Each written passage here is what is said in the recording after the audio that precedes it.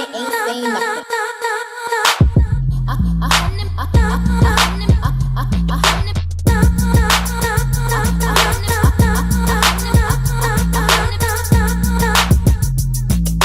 Bitches say shit and they ain't saying nothing.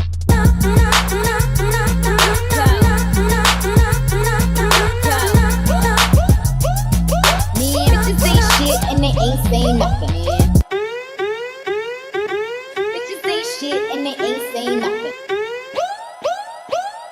Man.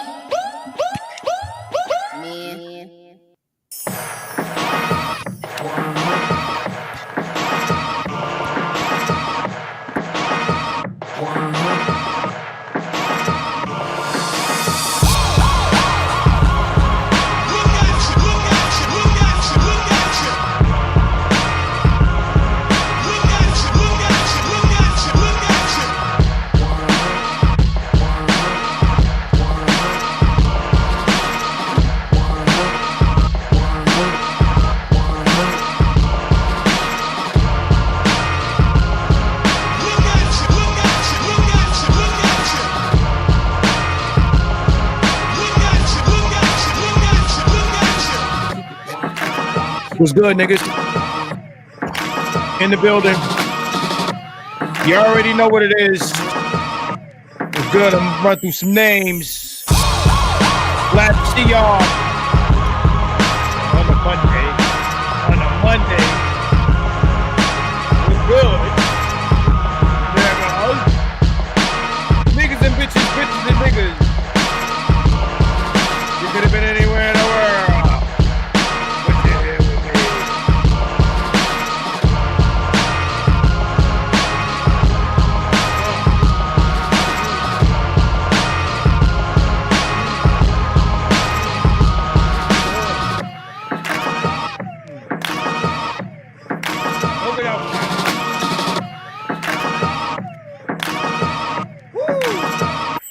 What the fuck? Eloquently petty, articulate ass roller ass.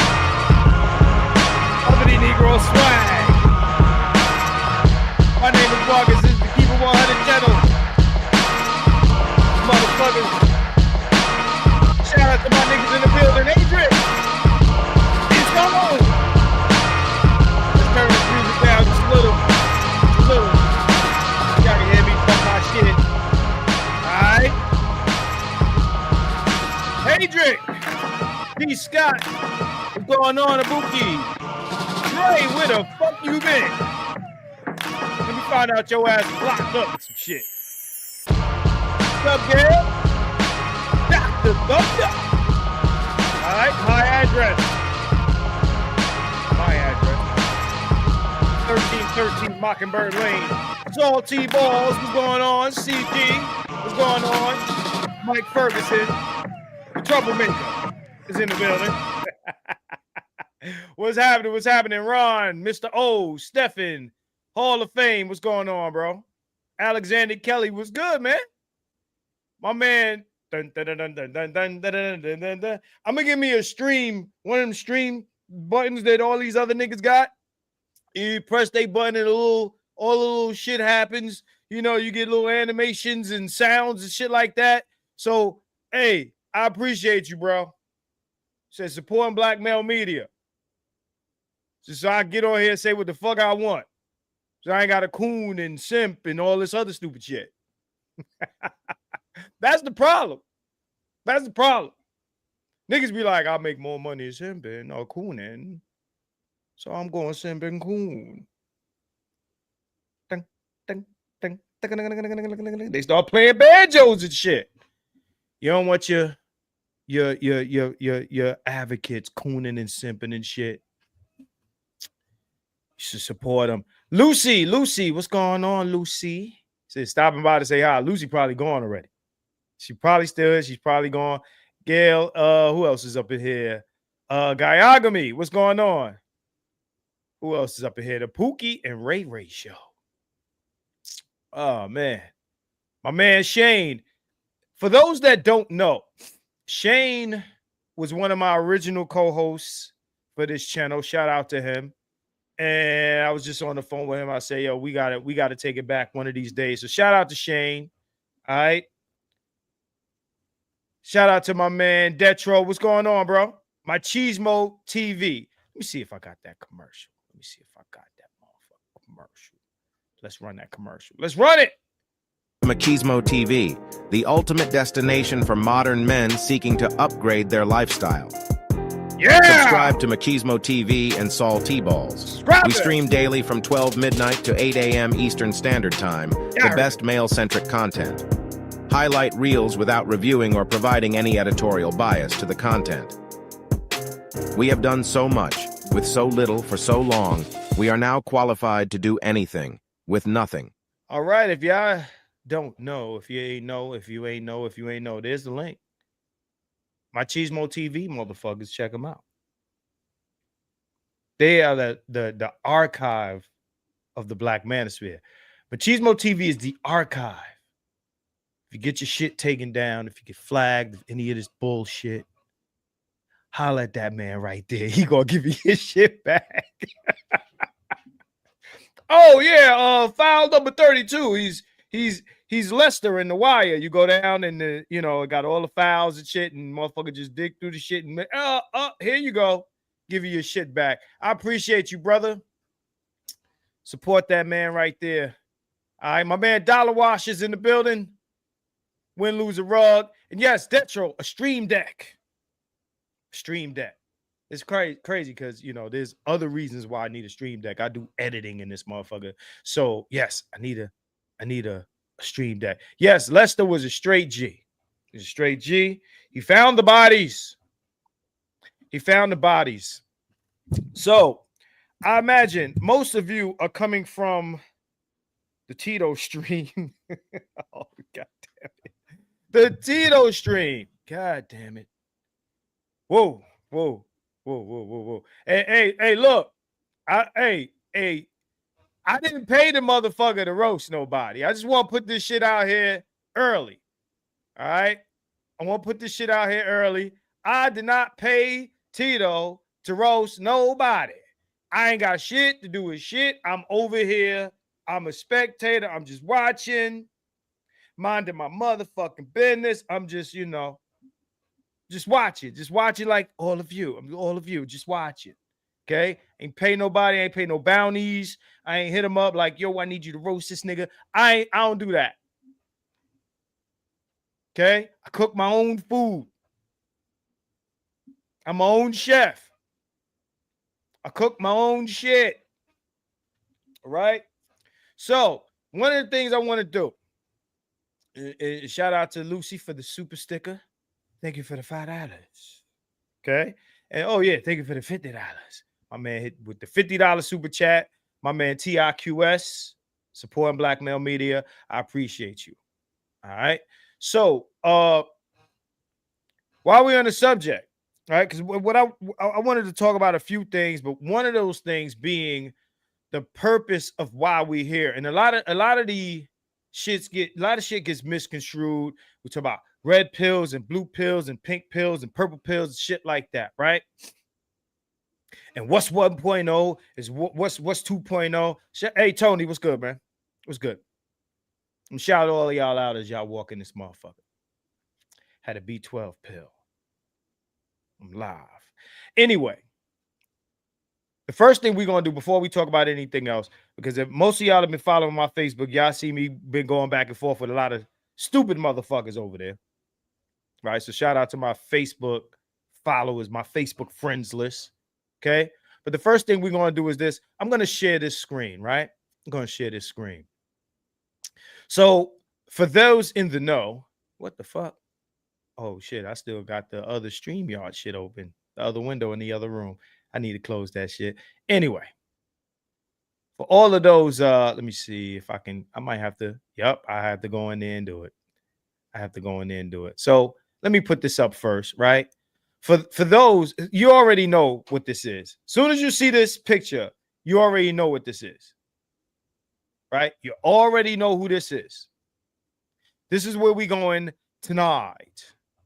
Because there's a lot of fuss and shit talk about Manosphere 1.0. which if it wasn't a manosphere, there wouldn't be a 1.0 and a 2.0. There would be YouTube. And then it would be the manosphere. Shout out to Dollar Wise. You said you got a track for me. Uh-oh. Uh-oh. I gotta hear that. Hold on. Give me a second. Let me close this window in the other room. Yes, Stephen, Thugtician. That's where we're going tonight. Give me 1 second. Be right back.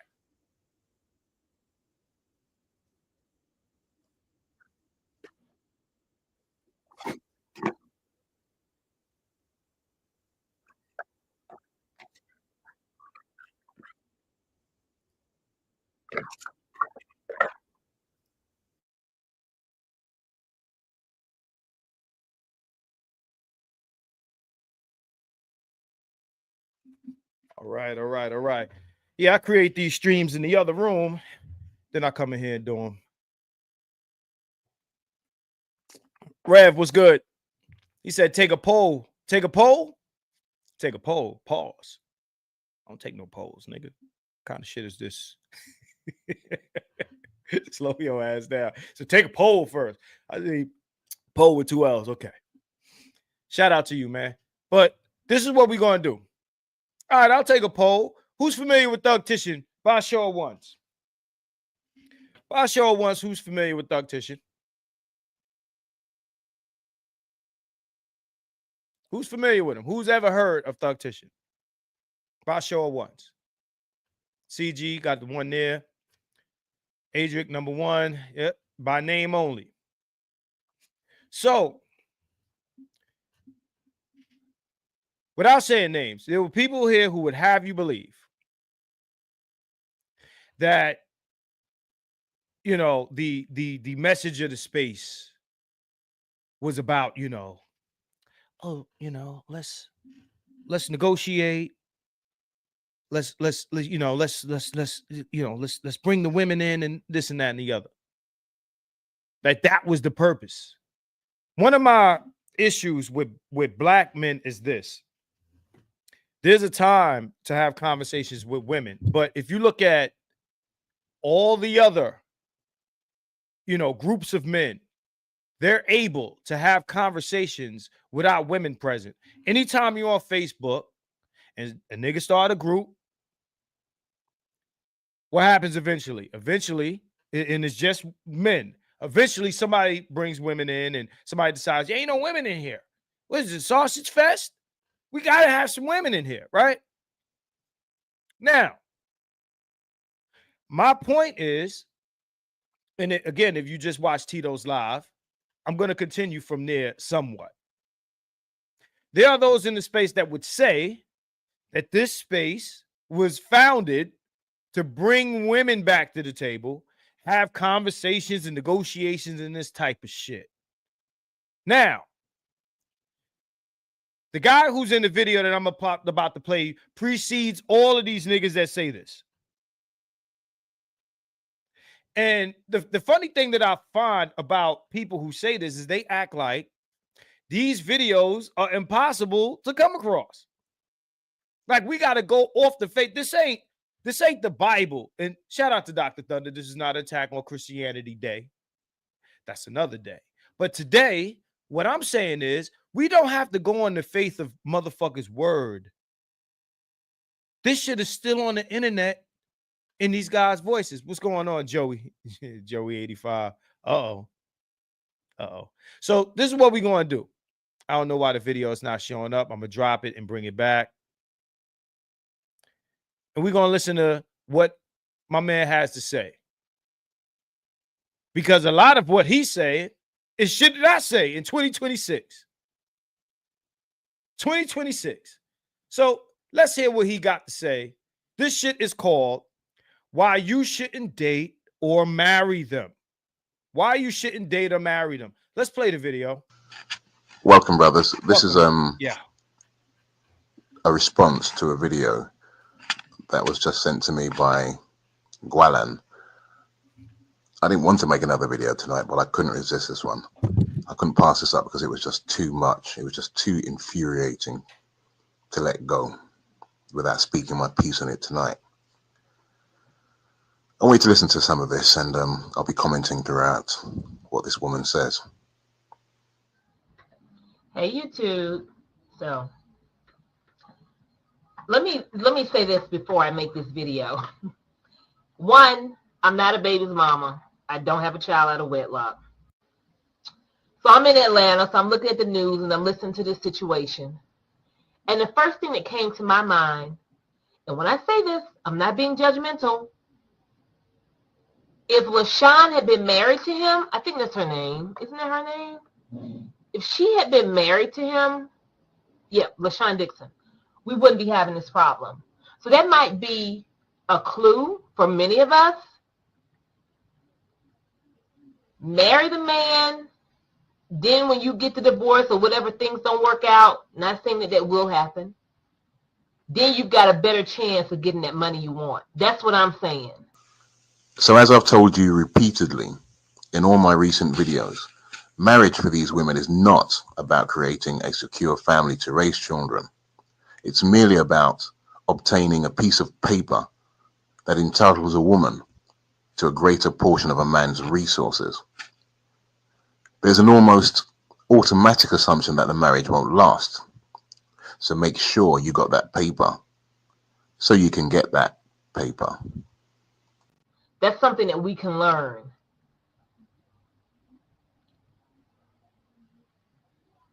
I'm just saying. I'm just being very gentle with this situation because of the fact that, A, I don't have kids, and I don't have kids out of wedlock. So I'm definitely, like I said, speaking from the outside looking in. I'm just saying what I think we should do as women. This is not a black woman thing. White women are going through this. Hispanic women, women of all races and cultures are going through this. So definitely don't get it twisted on that. This is not a black woman thing. Also, I saw comments on the video where people were saying she should be happy she's getting that. I don't get this, whatever. Okay, cool. But if she feels she's entitled to that money, I'm not saying that I feel that she's entitled to that money. I don't know. Seemed to me like $6,000, which includes expenses and everything, is enough. But I'm not her. I don't know. So wait a minute. The woman in the story is getting $6,000 a month plus expenses in child support, but she wants more. She's not even married to the guy, which means her children are illegitimate and not entitled to a penny, and neither is she. Then we have the idiot we're listening to who advocates marriage, but only as a way to leverage more money out of a man. These are the kinds of mercenary, self-serving, scheming women we're told are the victims of bad men. Listen, I dare any fool to come on this channel talking about women choosing thugs, because I am going to fuck you up. Don't use it as an excuse for your situation if you're not getting the money, that she should just be happy because of that.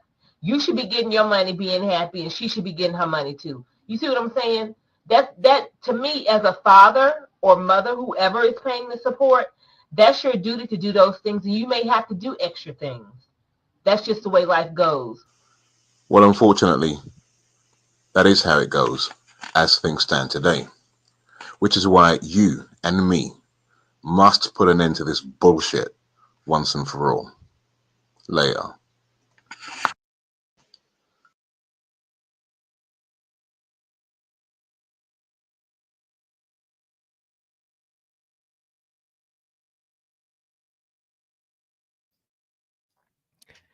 This is the space that I came to. This is the message I arrived to hear. This. Y'all don't hear no pro-black shit. Y'all don't hear no pro-marriage shit. Y'all don't hear no negotiation shit. None of this shit. This is the shit that they'll tell you didn't exist. These niggas wasn't talking about nothing. Right?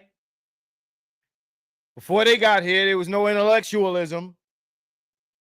Before they got here, before any of this shit came about, right? They'll say, from the beginning, we've been about bringing everybody together. Let's negotiate. Bring them in. They won't even talk to you. So the progress we've made in that respect, at least, is before they wouldn't tell you, go fuck yourself to your face. Now they come to the panel and tell you, no, nigga, go fuck yourself. We ain't changing. We ain't changing, right? That's the flex. That, yo, we done made progress. Progress has been made. Shout out to Hood, Conservative in the building. Hey, Hood, we got to talk about that Amanda Seales shit. I know you did a video on it. I've been in and out. But shout out to you, my friendly neighborhood conservative, right? We got to talk about that, nigga. Nah, nigga. We gonna have a conversation. We gonna have a negotiation about that shit, right? But let's play another one. I've done a Thugtician video before, but now I had to bring the motherfucker back. Because pretty much my entire platform, right, is heavily based on this motherfucker right here. Your SWPs and all that shit that existed at the time, because he did exist at the time. And like that shit that he said about choosing thugs is a lightweight slap at SWP. They were beefing at the time. Okay. So let's enjoy another one, shall we? You know, these videos that don't exist, they you know. Let me see let me you know what? Let me go to my list here. Let me go to my list. I just want to give you an idea of what the temperature was for 1.0. What the temperature was. Yeah, he's still raging. Yeah, he's on some, you know, his shit has changed because back then he was, you know, everything was MGTOW, everything was red pill and all this. What I'm trying to understand is if this shit spawned out of MGTOW, and if you don't know what MGTOW means, it means men going their own way. If you're going your own way, how the fuck is this a negotiation and let's get together? MGTOW was fuck you, fuck what you talk about, fuck all that shit that usually happens, usually take place, right? Fuck the conventional shit, fuck the shit that men been told that they got to do by society, right? Shout out to Doug Dissident. Going your own way isn't. Oh, let's go back into the shit, you know, that we said we wasn't about. All right. Shout out to Doug Dissident, man. Thank you for the $5. So we said so he's more than MGTOW. You're talking about this guy? I don't think he ever, I don't know if I don't think I've ever heard him say the term, right? But let's go to another video. Okay. Let's see. Let's go here. Let's go to this one. Matter of fact, that's the one that's up now. So let me share it again with you. Let's see. Let's go here. Because this dude is brutal. This dude is brutal. At this point, maybe Mr. O. At this point, I don't really keep up with SWP like that. Here and there, he might drop some shit. I might check. Right? But let's go. Let's play this next one. Welcome, brothers. So over the last couple of weeks, we've proven beyond all reasonable and unreasonable doubt that single motherhood is caused by single mothers themselves. You see, the only way you can deny this truth is if you have the magical power to change truth itself. You see, you can deny truth, you can hide truth, you can ignore truth, but I've yet to see anyone change it.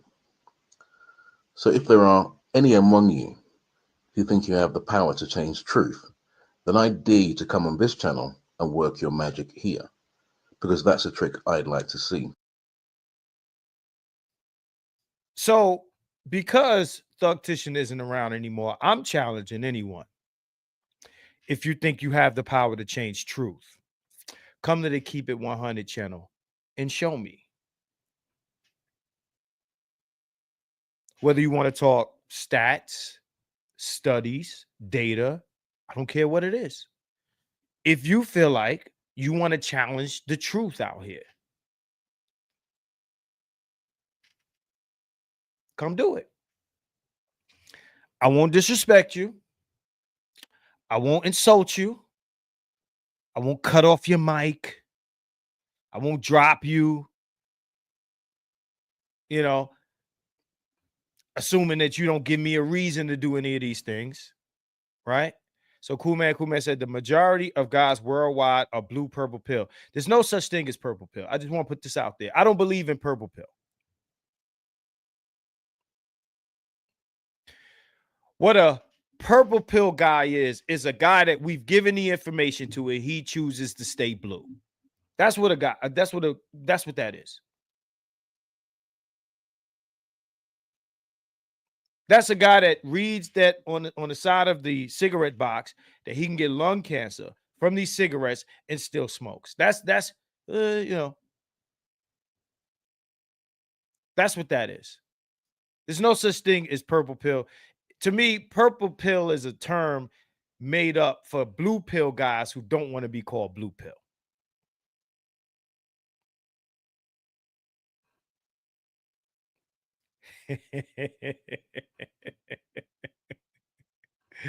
They still working at it. They still working. You know, they're scientists in white jackets working 24 hours a day trying to change truth. They even came up with alternate facts, right? Alternate facts, right? There's no such thing as purple pill. That's cope. Purple pill is cope. It's you telling yourself, I'm not blue pill. I know the truth. And then, you know, I know if I jump off this building, I'll die when I hit the ground, but I'll jump anyway. Let's play some more Thugtician. Let's go. But why are you so sure that you've proven anything, Thugtician? Well, it's not that complicated at all. A single mother is by definition an unmarried woman with children, even if the father's present. For the purposes of welfare and other state benefits, she's classified a single mother. But it takes two to make a baby, Thugtician. No, it doesn't. It takes two to make a pregnancy. It only takes one to give birth. Only one person, the mother, has the right to decide if she will give birth. It takes two to decide to marry. So if one party decides they don't need to marry, then there will be no marriage. If women insisted on marriage before sex and honored their vows of marriage once married, there would be no single mothers at all. So taking all these facts together, we establish an undeniable truth. Single motherhood is caused by single mothers. So I'm still waiting for someone to take this challenge on. Prove me wrong. Women choose to have babies out of wedlock because they can. So to those uneducated morons who think irresponsible men cause single motherhood, I say you're totally wrong. It's not women's poor choices in men that cause single motherhood. It's women's poor choices, period. Women are making poor choices from start to baby. They're choosing to have sex out of wedlock. They're choosing to have sex unprotected. And they're choosing to have their babies out of wedlock. This is a chain of choices all made by the woman, none of which were imposed on her by anyone but herself. So I issue my challenge again. Prove that what I've said is a lie. Prove it. Single motherhood is caused by single mothers is a simple, uncomplicated truth. How is it that this truth has become so twisted to become a lie so obvious that even the believers in the story of the Emperor's New Clothes wouldn't fall for it? It just shows how quickly a witch hunt can start and spread in a society. And who's at the center of this latest witch hunt against irresponsible men and so-called deadbeat dads? Women. Whenever there's a witch hunt, you can be sure that a woman's always the source of it. Women were the main accusers in the Salem witch trials. Women were the main accusers in the lynching of many black men. Here in the UK, in the First World War, women started the White Feather campaign to shame conscientious objectors, not cowards or deserters, but simply men who refused to be conscripted on some moral ground. Nobody was conscripting women, but they were quite happy to see men die in a war started by elites who never saw a battlefield themselves. Kind of like today. And so it goes on. Today, women are still the main accusers of men, and their cries of wolf are destroying entire communities.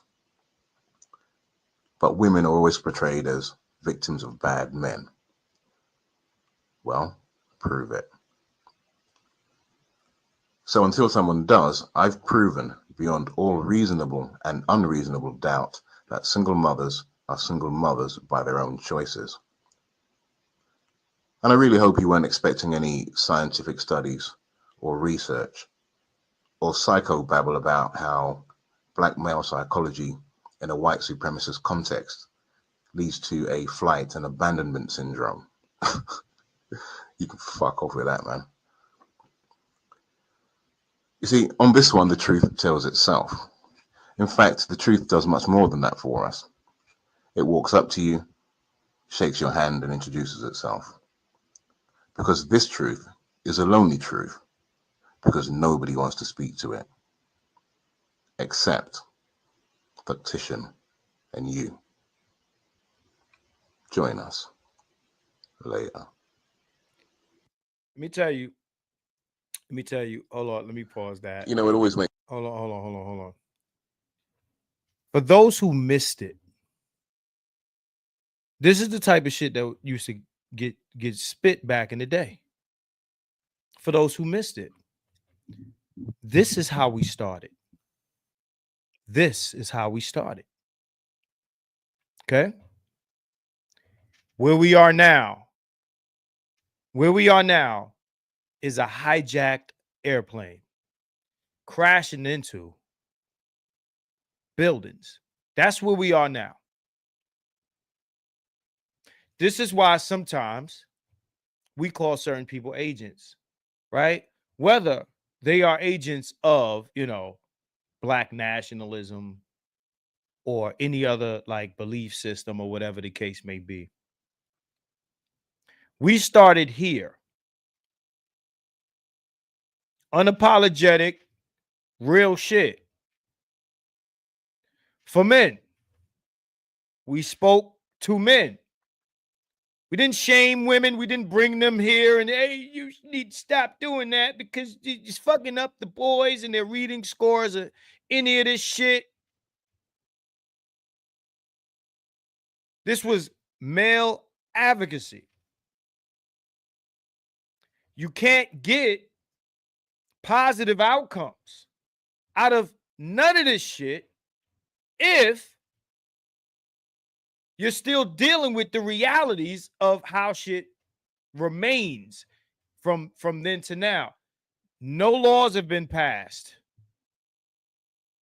I don't give a fuck how many niggas in here tell you, well, the bill was drawn and because these niggas in the space that been secretly kicking it with politicians and shit in this state, in this state, in this state. Here we are. And I could pull a video where that conversation was had. Here we are, a whole year and change later, with no law drafted. Law. I ain't talking about no bills and proposals and conversations and, in clandestine meetings between, red pill niggas and legislators, senators. None of this. Right? None of this. Where is it? Where is it? Now, culture shift? Somewhat. Somewhat. Now, mind you, There was no intellectualism here. These are ages of chaos that sounded pretty intellectual, addressing the raw systemic condition. No Jerry Springer panel dating type sugar rush there. Mind you, these niggas wasn't in it for the money. The reason we don't have Thugtician no more, because as someone, so put it, he got ran off the block. And he didn't create another channel. He did at first create a couple channels. He got tired of getting flagged. And he was like, fuck it, I'm out. This ain't worth my time. It'd be nice if this motherfucker popped up. He'd probably look at this shit the way it is today and vomit. Let's go to one more. And this goes directly into the conversation I've been having lately. This one is called Thugtician Intercepts the Prenuptial Agreement. This is Thugtician talking about marriage. Marriage. Shaga. You see it. You already know what it is. You already know what it is. The pro-black niggas came here and fucked this shit up because they want the shit to be, the way it was. Henny was good. Let's hear what Thugtician from Manosphere 1.0, and yes, I'm calling it Manosphere 1.0. Because the niggas that say that there was no Manosphere before 2.0 calls it 2.0, and they call this 1.0. I'm confused. I'm a little lost when it comes to this verbiage. All right? But let's go. Let's listen. Today's topic is about prenuptial agreements, or prenups. A contract drawn up between two people who intend to get married, which sets out how assets will be divided in the event of divorce. But first, let me explain something to the naysayers and doubting Thomases who believe that I, Thugtician, are some kind of anti-woman extremist whose extremism mirrors that of feminists. Because I've seen my videos embedded on all kinds of blogs, websites, and forums. People are talking about what we say here, and that's a good thing. It's probably as much as I can accomplish on the internet. But the opinions I've seen expressed about the issues we raise are mixed and generally fall into two categories. Those who appreciate what we do unreservedly, and those who are dismissive or even scornful of what we do. One remark that comes up time and time again goes roughly along the following lines. Thugtician is right, but I want to settle down and get married and have a family one day. After all, every player has to retire from the game sometime. Now, when I see this kind of willful stupidity, I begin to see how feminists, manginas, single mothers, and homosexuals have taken over this society. If you take the collective intelligence of those groups and compare it to the collective intelligence of the average, normal, healthy, heterosexual male, we find ourselves massively outgunned. I mean, just look at how successfully they mobilized against us on YouTube. But I understand why we're so ill-equipped to handle the onslaught against us. You see, today's generation of men is the first generation who do not have the protection of patriarchy. That's right. In the past, patriarchy did our thinking for us, and patriarchy protected us. It told us who we are. It told us our place and role in society. Patriarchy told us to marry and raise strong children to ensure our survival.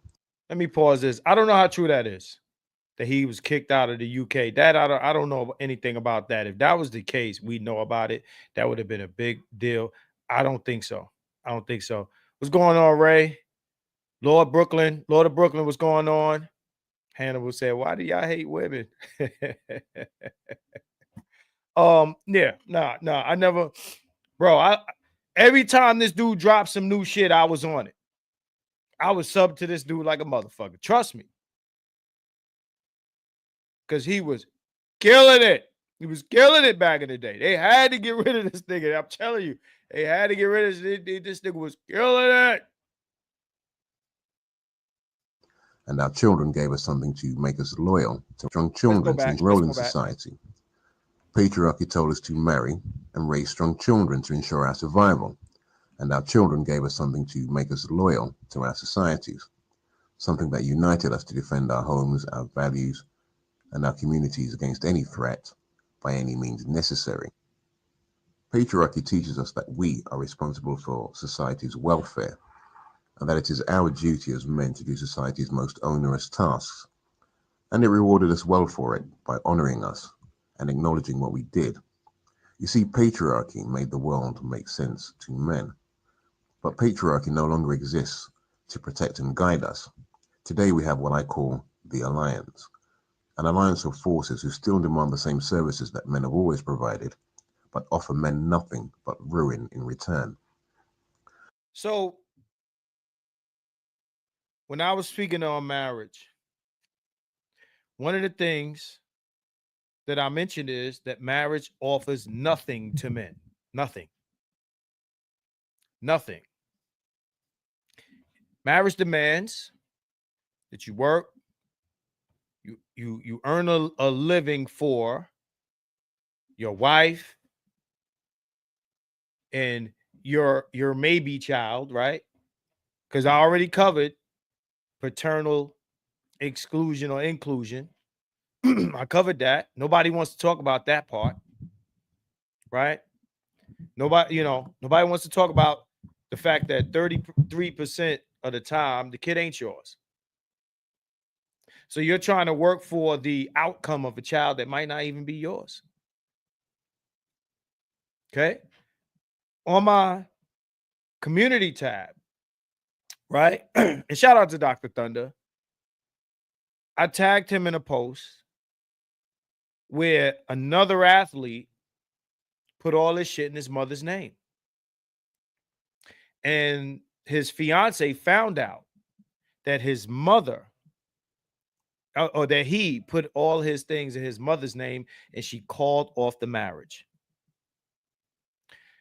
Not too long ago, we seen your girl, what's her name?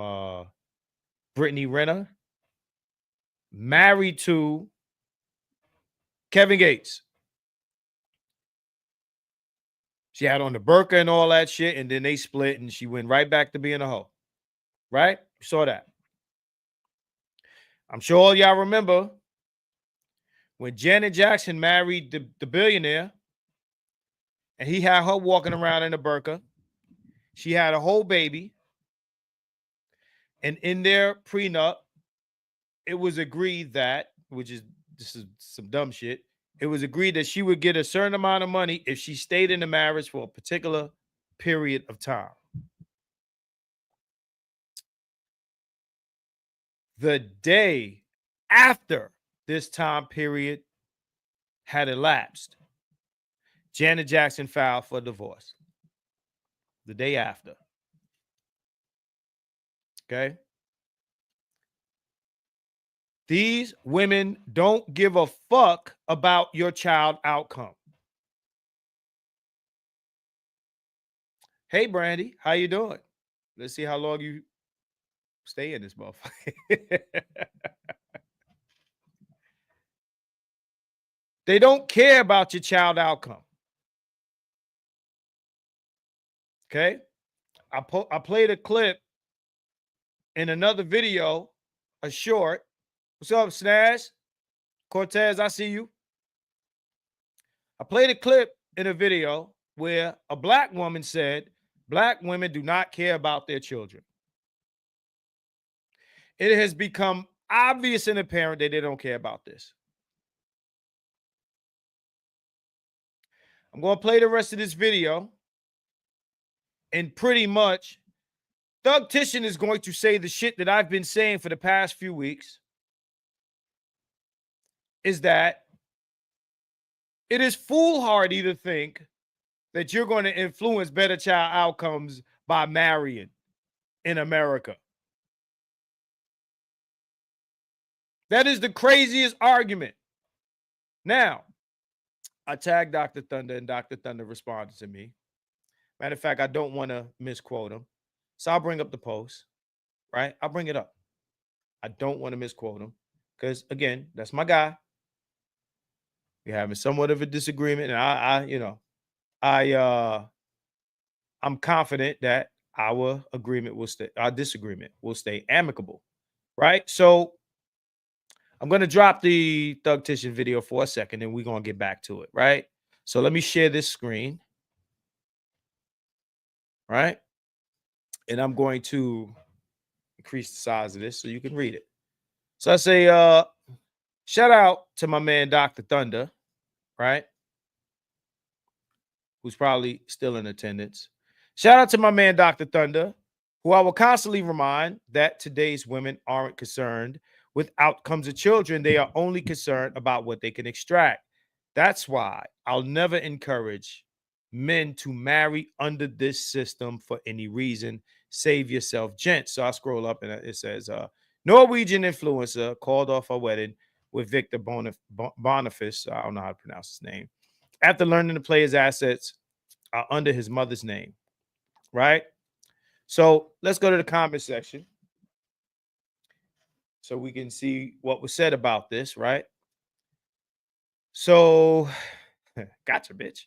So I'm gonna scroll to Dr. Thunder's reaction. I hit Dr. Thunder. I said, Doc, I tagged you in a post on Facebook. I don't do the backhanded bullshit. I say what I say to you, and I want you to see what I said to you. So he says, this is his response. He says, I'm pretty sure you know that I don't need to be reminded of that. I'm not sure that you don't. I'm gonna be honest with you. I didn't want to type a novel in the comment section, but if you're saying that you're sure I know that you don't need to be reminded, you wouldn't respond to me in the video that you did the way you did, where you're like, well, I care about the children. If I'm telling you they don't care about the children and you respond to me with, well, I care about the children, and I'm saying again and again that you can't really enforce this thing where you get married and stay together and they don't give a fuck about staying together, then yeah, you kind of have to be reminded. It says pretty simple. If you don't want to get married, don't get married, and be clear on what the risks and consequences are if you decide to get married, and take the necessary steps to protect yourself. Here we're about to watch a video where guys talking about these necessary steps. Right now, you got a guy put all this shit in his mama name. How many niggas are really doing this? How many of y'all niggas got shit in your mama name? All your shit. All of it. All your shit in your mama name. Probably not many. Most niggas are not putting all their shit in their mama's name. Let's keep it real. Right? Doc, I gotta call you. You know what? Let me read my response to him. I said, I'm pretty sure there's no real tangible benefit for men in marriage other than the ones that they imagine. It's totally duty, stress, trauma, fatigue, and servitude with no certain rewards or reciprocation. And in the end, huge financial loss and ruin and loss of legacy, because y'all niggas like to call y'all kids y'all legacy. It's the absolute worst business deal men can enter into, and there are zero protections, none, and let's be totally honest about that. You didn't respond with benefits, only risks and consequences, which speaks volumes. It's totally a faith investment with hope as a strategy. So check this out. Something that I found real interesting. I kept score. So Doc has 30 likes on his comment, and I have 23. Doc has held a solid lead on likes in this comments section, right? Solid lead. Now, and congratulations to Doc. Doesn't mean he's right, but congratulations to him nonetheless. This tells me one of two things. Either men are still believing and holding on to the hope that what happens to other men in marriage will not happen to them, or they like the Doc because he's a good guy and they click like on this shit. And I'm not so likable, maybe. So they said, fuck Marcus. We ain't giving him the like. We're going to give this one to the Doc. Right? Because Doc is a good guy. You know what? Check this out. Now he has 31 likes on the comment. Right? Shout out to the Doc. Right? And Doc is a good sport. Doc is in here while I'm speaking and saying his name, right? So that's what I'm saying. So now let's hear what Thug Titian has to say on this subject of protections, right? The subject of protections. Protect myself. Get married. If you go get married, just understand what the protections and the risks and the risks and the consequences. Let me ask you people a question. The risks and the consequences. Let me ask you, and I'm gonna get real hyperbolic with this shit, right? Real hyperbolic, right? Real hyperbolic. By a show of ones and zeros, how many of you men in attendance would fuck a crackhead with 2 condoms on?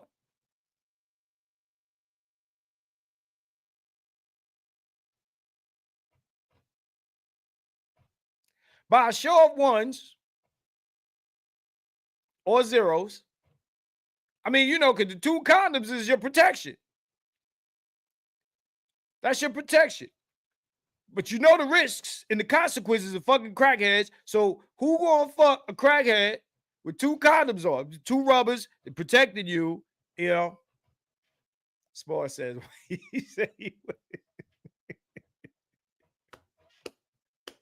Spore, you my nigga. A nigga said, I'd do it. Fuck y'all niggas. Right, he said, look, he said, Ms. O said, is it Halle Berry from Losing Isaiah? No, it's Halle Berry from Jungle Fever. Said, my self-esteem will not let me. Said, what is she? Still look real good, but she about to smoke crack before she sucks your dick. Said, do you trust your siblings? Oh, this is a different conversation. Is Ebony King, every day. How drunk am I? Y'all some real niggas. Y'all some real niggas. He said, is it Halle Berry from Losing Isaiah? Yes, it's Halle Berry, motherfucker. God damn it. He said Jungle Fever. Yeah, Halle Berry from Jungle Fever. Was it Halle Berry, Sam Jackson's crackhead partner in Jungle Fever? Antonio says, 0. I wouldn't fuck crackhead with 2 condoms. Because y'all know the risks and the consequences of fucking crackheads. So put 2 condoms on. You got to protect yourself. That's your prenup. Your condoms is your prenup. But we know condoms break.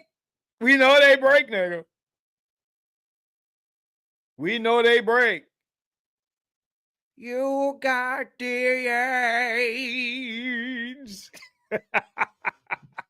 I ain't playing that Family Guy clip. I'm gonna get fucking copyright strike like a motherfucker.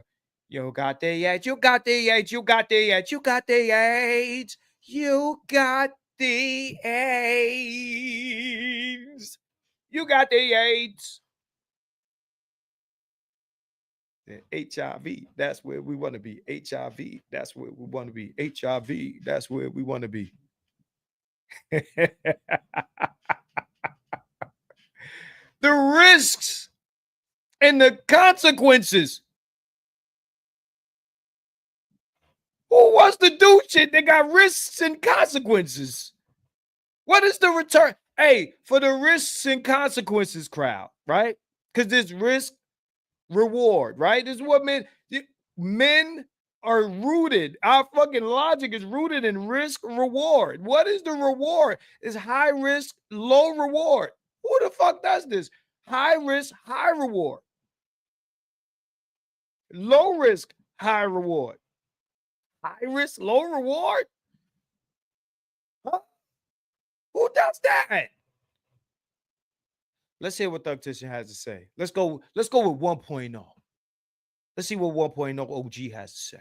Makes me laugh how black women seem to take great comfort in the idea that the only white women brothers can get are the 300-pound skank type of white.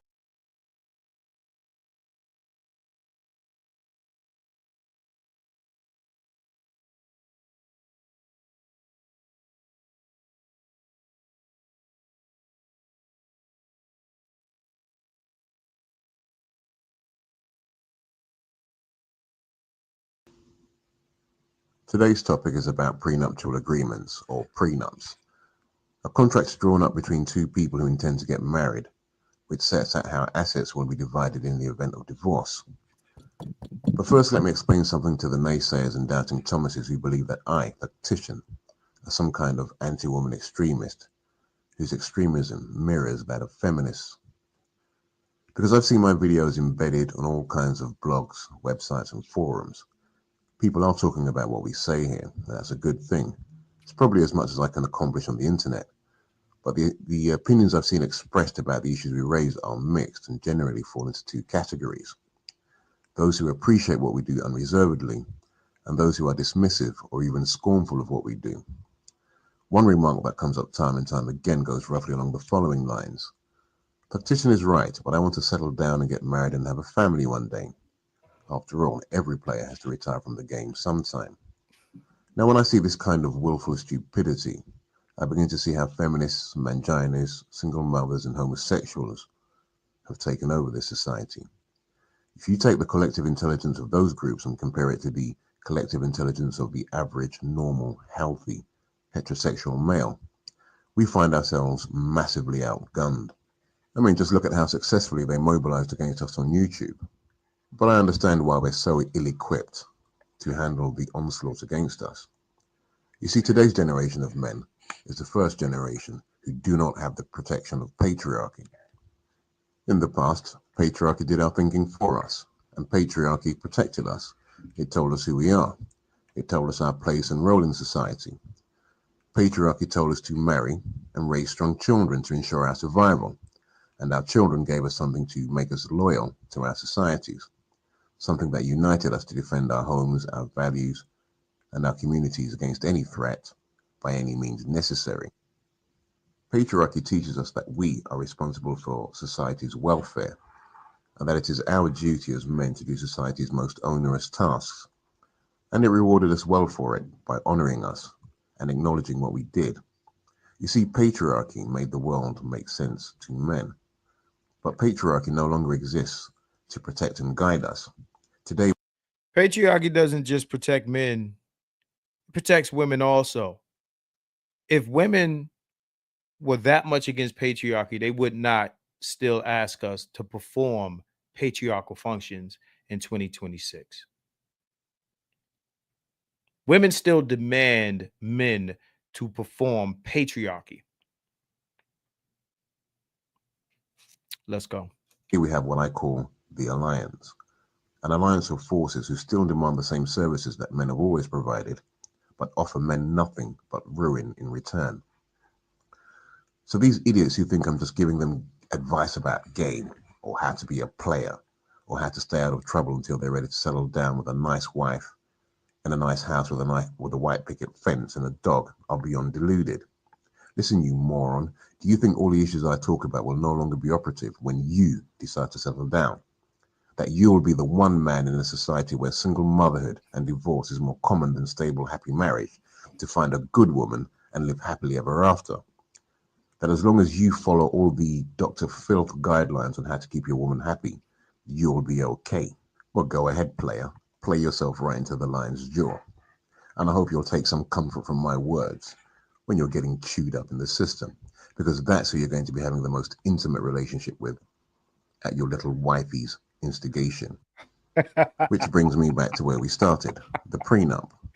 Now, in the Simple Rules video, I cautioned you not to make anyone pregnant and not to get married, especially if you are broke. Well, some of you are or will become very successful, and you'll have assets that you want to protect. You're probably thinking that you can protect your assets with a prenup. You're wrong again, and as usual, because a prenup has about as much legal force as a wet ash. The judge is not bound to uphold it, and he can impose whatever settlement he sees fit in complete disregard of the terms laid out in your costly prenuptial agreement. A prenup doesn't offer any legal protection because the judge is not bound by it. He will pretend to honor its stipulations but fuck you up in some other way. If a clause in the prenup says you keep the house and she moves out, for example, the judge will simply say you have to buy her another house. If the prenup says in the event of the dissolution of the marriage, the parties take away only those assets they each brought into the marriage, The judge will find a way to make it so that her sitting around all day, every day, freeloading off your labor is what led to everything you've ever accomplished in your life, starting the day before you were born. Sorry. You fucker.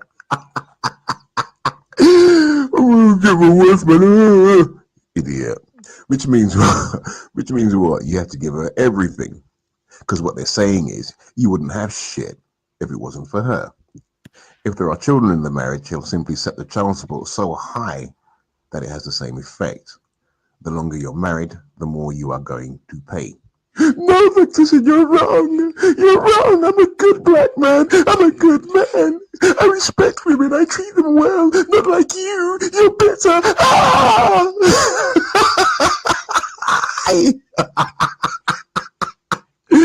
Oh, please. I could just see him now. I could just see him looking. Look, I could just see him crying and wetting themselves and stroking their dicks, praying for it not to be true. Well, it is true, fool. Marriage is financial and emotional ruin. It's a bad deal. Please, use your mind. Avoid it.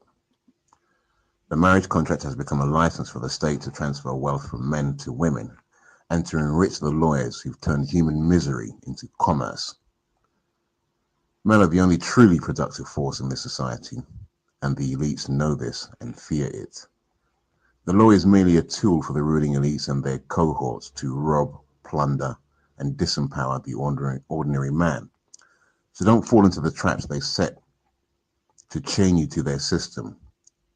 Marriage and children are the principal means they accomplish that. Make the system unworkable simply by opting out of it. And save yourself and protect yourself and live happily ever after. Leia. Save yourself, fool. Look at my shit. That's all I watch is photography shit. Yeah, I'm a fucking clown. Save yourself. 1.0. Marcus, you stole the intellectual property of Save Yourself, Black Man. This nigga was saying that then. You heard it yourself. You heard it.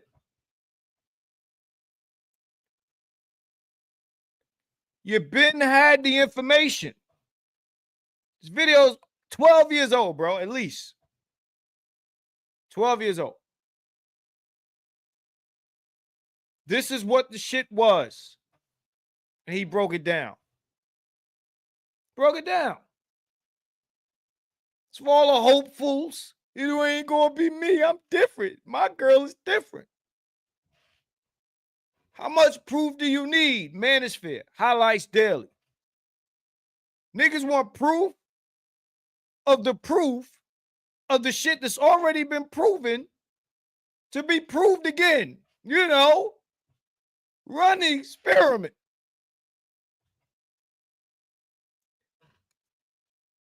The way he responded to that, no. That's what I hear when I say, no, Marcus, you don't understand. My woman is different. I hear this shit all day from my real life friends.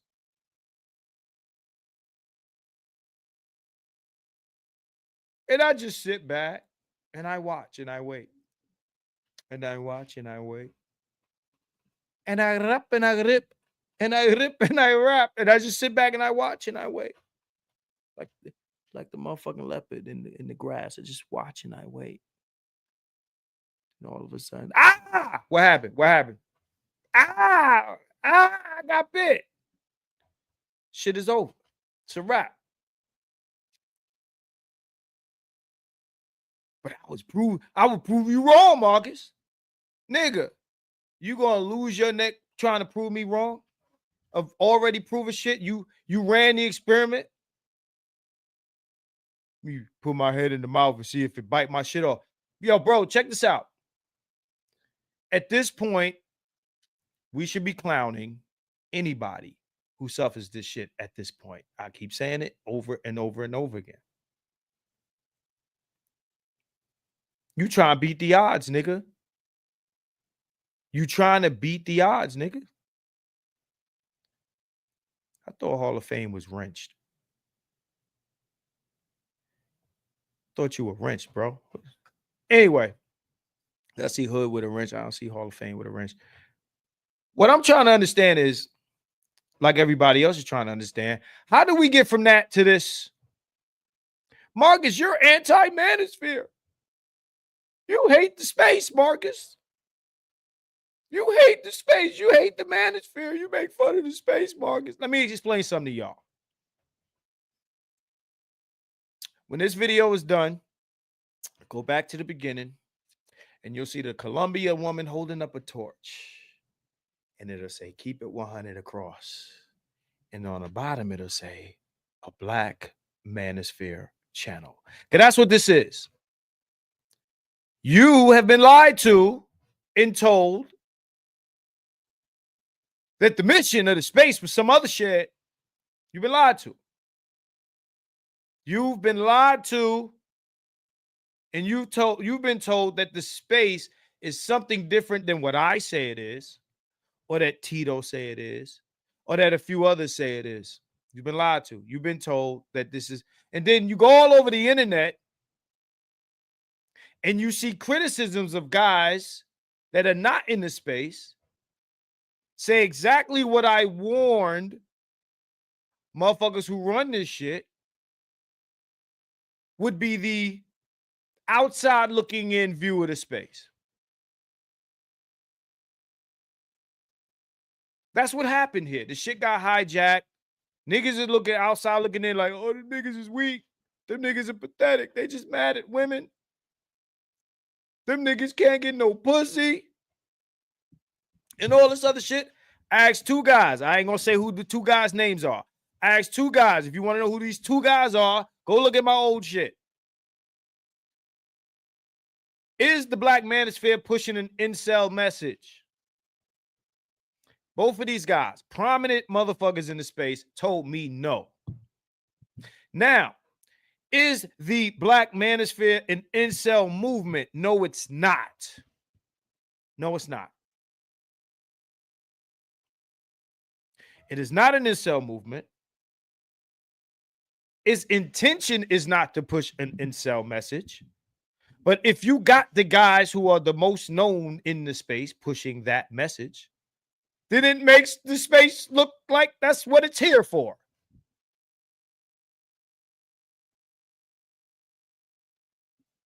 So then you all you niggas look like y'all don't get no pussy. And shout out to Tito. Earlier today, he said, you know, with his, well, he's under 1,000 subs and he had 100 live listeners. And I said in his chat, I said, shit, I'm almost 10,000 subs and I don't get 100 live viewers.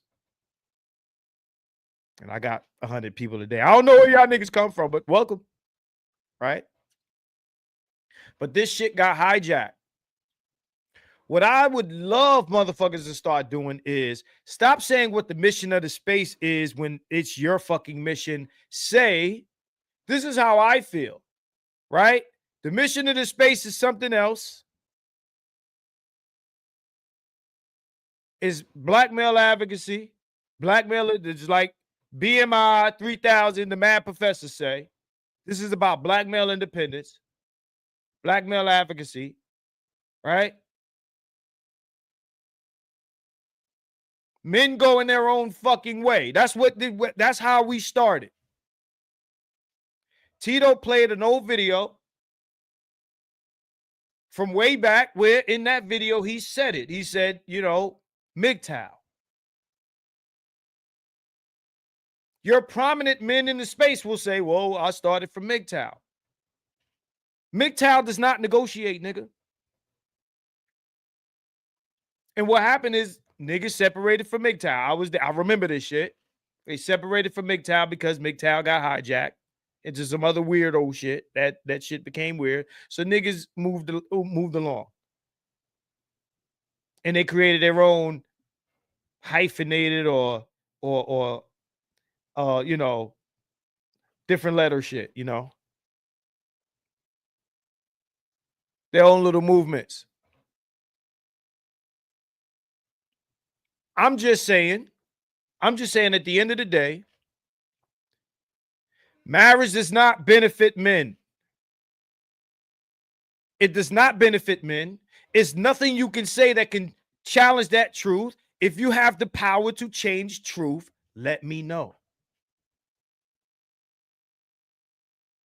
If you have the power to make some true shit untrue, let me know.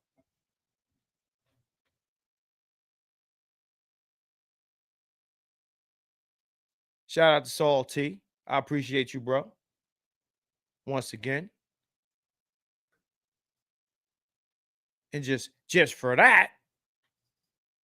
The Machismo TV, the ultimate destination for modern men seeking to upgrade their lifestyle.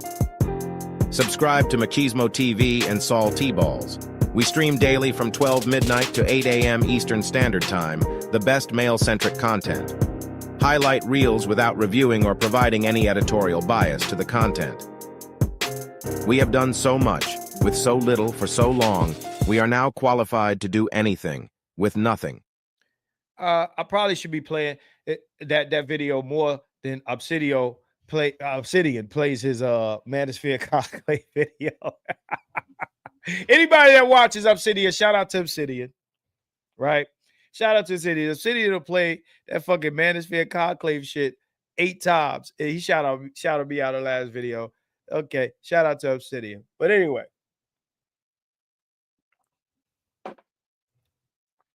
And for those who want to hear it, Obsidian is my man, but he's guilty of the shit that I'm talking about. I just want to put that out there so niggas don't think I'm lost on the fact.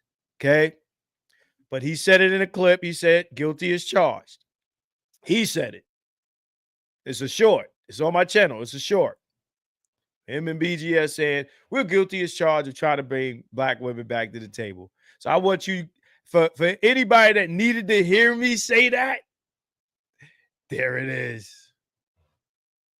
Okay? There it is. All right? But a lot of guys are suffering in their marriage, and that's why they get to tote, hey, my marriage is successful, because they're doing the Will Smith version of staying married. I said this in the last video, right? What I'm saying is, let's stop lying to men about a few things. Number one, that was never the mission of the space. This is black male advocacy. I think that niggas need to start calling this shit out. It doesn't mean I hate content creators, other niggas, whatever. I do sometimes hate what you do. As far as Dr. Thunder, check his channel out. He does a lot more than what we're talking about. Dr. Thunder does not run a marriage advice channel. He doesn't do, marriage advice all day. Y'all niggas need to get married to save your kids. This is not what he does all day. I said it in the other video. I'm going to say it in this one, just so y'all understand. That's not what he does. I watch his show because he got content. Oh, by the way, congratulations, Doc.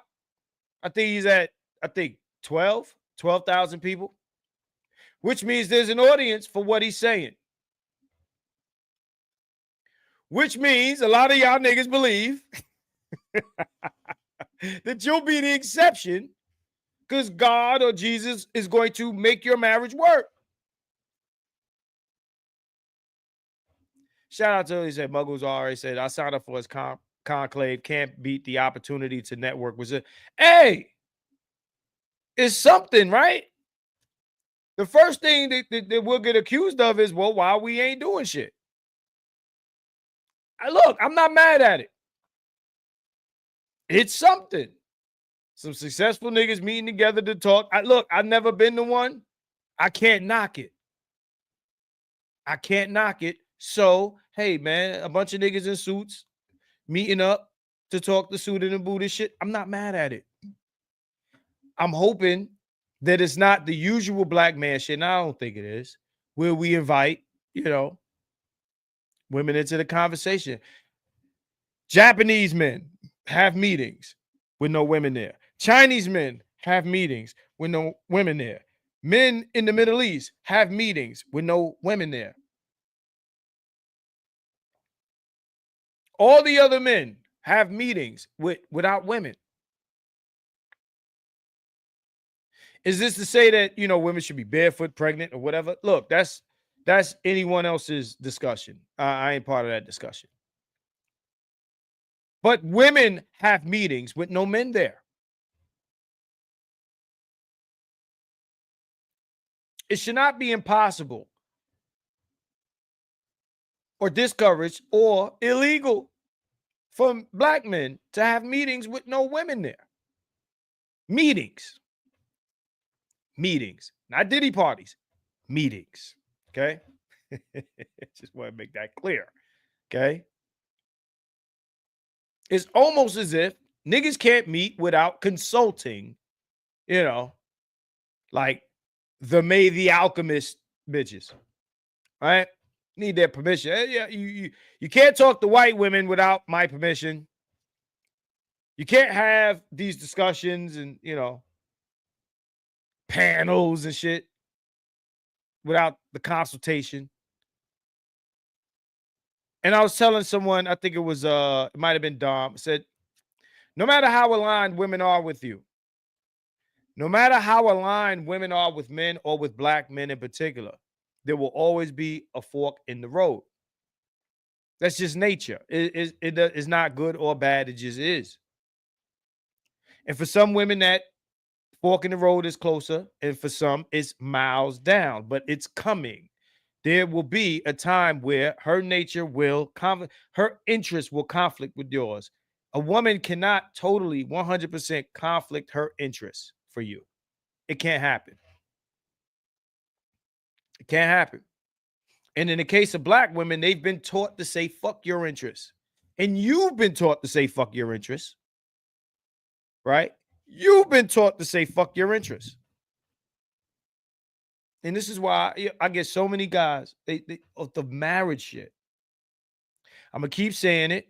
I'm going to say it again. If the divorce rate was 100%, niggas would still get married to save the children. Because that's the shit. Bitches got a little Timmy over with the gun in his head like, you better marry me or I'll shoot this little nigga. They using the marriage like, I'll shoot him. Don't play with me, I'll shoot him. You want to see this little nigga again?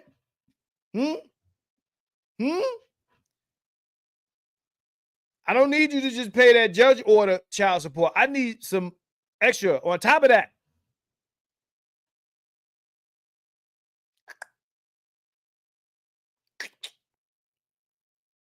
I don't give a fuck about this nigga outcome. His brain's outcome, or if the other side of his head, I'll shoot this little motherfucker. And he look just like you. Can't stand this little nigga. He look like you. Or he look like the mailman. But it's your baby. It's yours.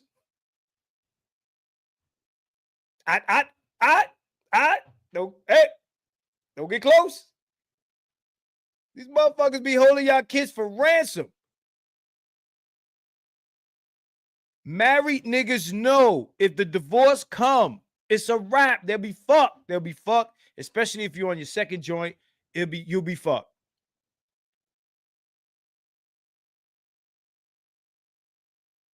That's why niggas don't file. I don't give a fuck what kind of prenup you got. And never marry a woman, or don't even be with a woman that had a nigga file a divorce on them. If a nigga filed a divorce on a woman, you ever see the end of Saw where the motherfucker cut his leg off? He just tired of being there. He just cuts his leg off. He chained to the shit. He just said, fuck it. I'm going to cut my foot off. He cut his foot off. I got to go. I'm going to head out. That nigga cut his foot off. That's what a nigga filing for divorce is. You cut your fucking foot off and the stub is gushing blood. Because you got to go. I got to get away from this bitch.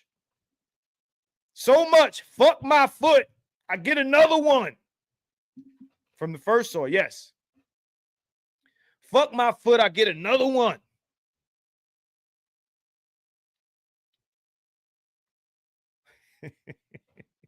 I get a plastic one, a prosthetic. That's what a nigga. What's going on, Bookie? That's what a nigga that files for divorce is. Now, I got 100 people right now, 79, 80 people in here watching. I don't know how many of y'all click like, but I'm going to need y'all to click like right motherfucking now, right now. I'm going to take a sip. I'm going to take a sip while y'all click like. Take a sip. Some of y'all married. Some of y'all married. I say there's different groups. And I want to say this. I want to make this clear. Being married does not make you a simp. Per se. And I'm going to stand on this. And Lou, here it comes. Because, clip it, react to it, whatever. Here it comes. Being married does not make you a simp per se. Shit, being single don't make you not a simp. It's been often asked, how can a married man be a simp? Of course, a married man could be a simp. Keep my wife's name out your fucking mouth.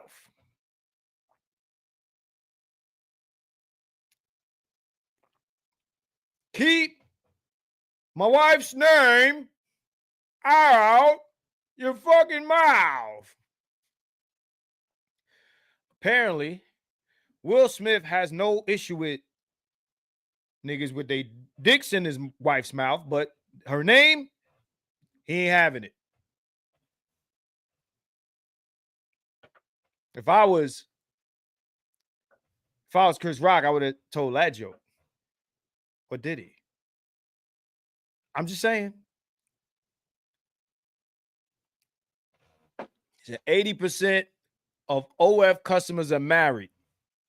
Now, I want to cite some things.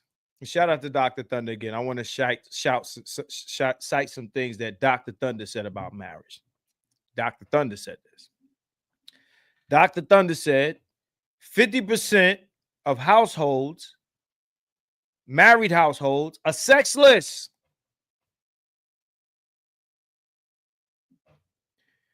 Who the fuck wants to be an incel husband?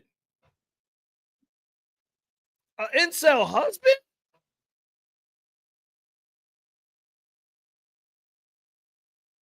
So you got married, you risked it all, you jumped out the window and got married, and you still not fucking. You still not fucking. You said 90%? Let me look through some of these comments. Somebody said, I agree with Cortez. Said, that's what's the issue with the civil rights movement.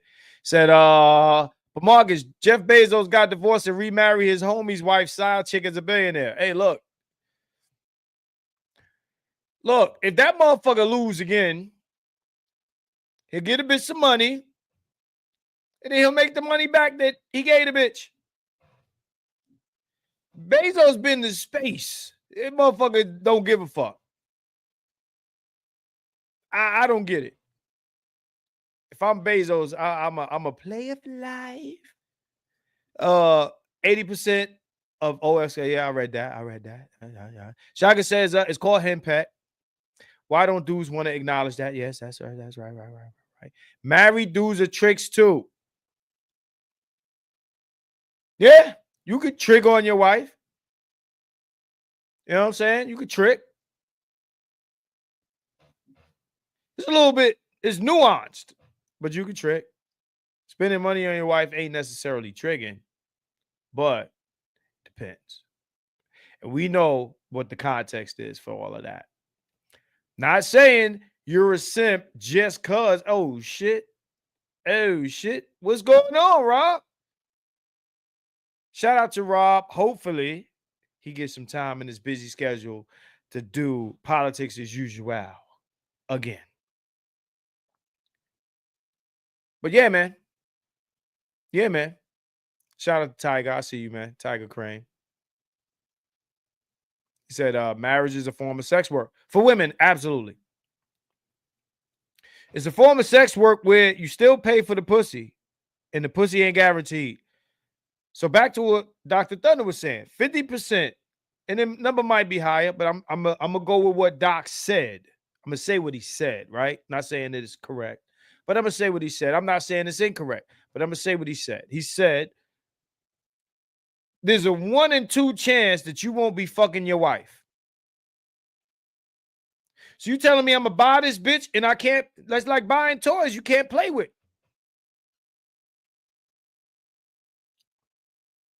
Hey, women, let me ask you a question. Women who are here, where my women at? Press 1. Is there any women in here? Women still here after all this shit that I done talked? Is where the women at?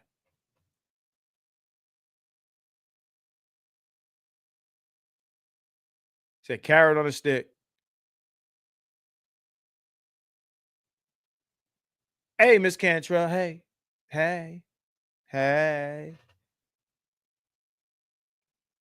How many of y'all women will pay for some dick and you can't fuck it? You can't ride the dick. You got to pay for it, but you can't ride. How many of you do that? How many of y'all paying for dick ain't going to ride the dick? You're going to have the dick there. It's going to be there. You're going to lay next to him, and he got the dick, and you can't have it.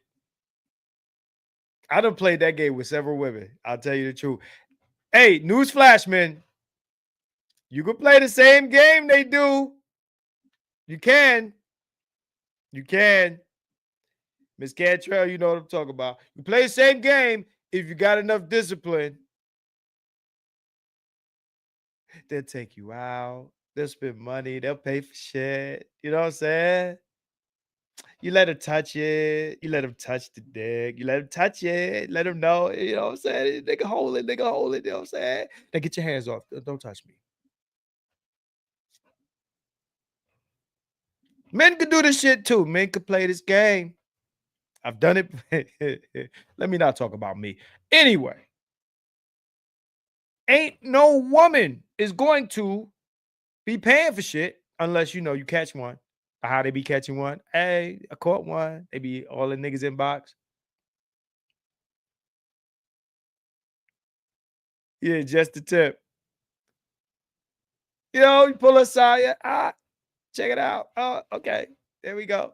All right. Gotta let you know. It's a mystery. Girls want you to send pics. Nope. You gotta show up. See it in person. There it is. Okay.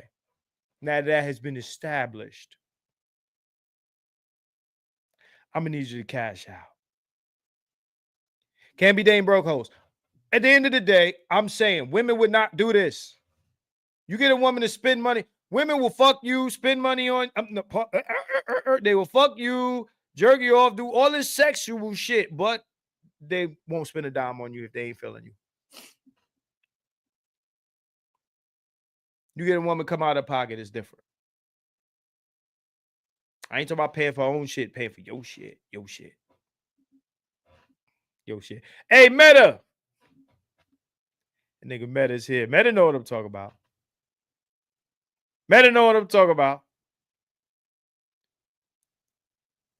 Light-skinned motherfucker, pretty motherfucker. Motherfucker got the good hair. You see the good hair in the picture? You see the good hair? You dangle that shit like a carrot, it shit work. What I'm saying is, once you get married, that shit don't matter. Marrying a chick, right, is the same as when she give you the pussy. Gotcha, nigga. Got him. He said women will try to cut you literally if you try to deprive them like that. Maybe. You know what? No, I had a situation. You know what? I had this white leather jacket. I still got it in the closet. You know what I'm saying? That I got from Zara. Nice jacket. I still got it. This bitch destroyed my jacket because I wouldn't give her no dick. I swear to God, I still got the shit in the closet. She came to the crib. I said, yo, you could stay. Can I stay with you? You could stay. But we can't fuck. I'm not going to fuck with you. Because I'm like, yo, if I fuck her, she going to think it's some shit going on. No, you could come. You could chill. We ain't fucking. And, yo, she made a scene in Walmart. Yo, bro, on everything I love, I swear to God, she made a scene in Walmart. My God, I can't deal with this. She grabbing we sleep, and she grabbing my shit. Oh my God. Imagine if that was me, if the roles were reversed. It would be terrible. But she took my nice white pleather jacket. It's Zara. It ain't leather. It's pleather. Keep it real. It was pleather. My nice pleather Zara jacket. I don't know if she put it cool. I don't know what the fuck that shit is. It's got some stains on it. She destroyed my shit. They'll get you. But niggas can play that game too. You gotta have enough discipline. Gotta have enough discipline. But once you put the ring on it, all that shit goes away. They got you. They got you. Okay? It's like when the women withhold the pussy. I ain't fucking nobody till I get married. You know, and her kid is the ring bearer.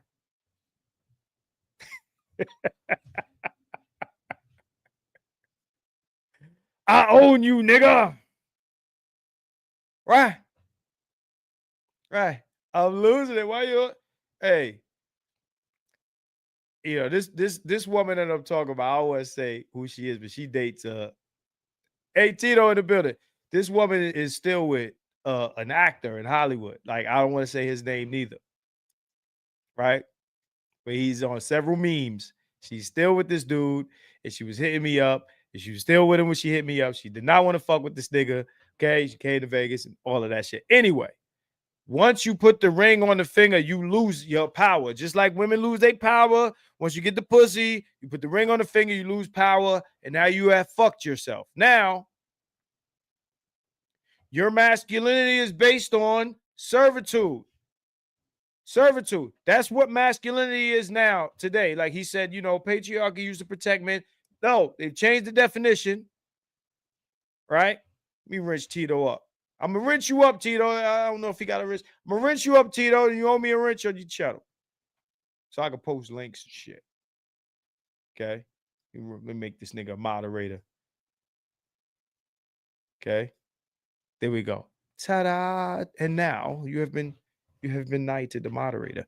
So I'm just saying that is not what this space was created to do. It wasn't created to promise niggas who don't get no pussy some pussy. It was not created to tell niggas to get married and go right back into the shit that we were supposed to be going our own way from. This is why a lot of you have never heard Thug Titian actually speak, because these niggas that run this shit now will not play that shit. They're not going to play it because it is contrary to what they're about. That's why they'll tell you 1.0, it doesn't exist. It never existed. And this and that. And then as soon as you pull up a video, it wouldn't talk about nothing. It was nothing here before we got here. It was a vast wasteland. It was rocks and pebbles and dirt. And then niggas came with the shovel of 2.0 and planted a flag. And, you know, but it's 2.0. It's 2.0. It's 2.0 though. 2. As in there was a 1.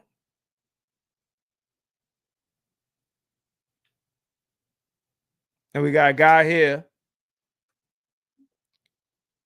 named Hardcore Tito. He's come back as his original name. Oh, he got the boxing motherfucking avatar. That's what BGS would talk about, Tito. You on there like you tough, nigga.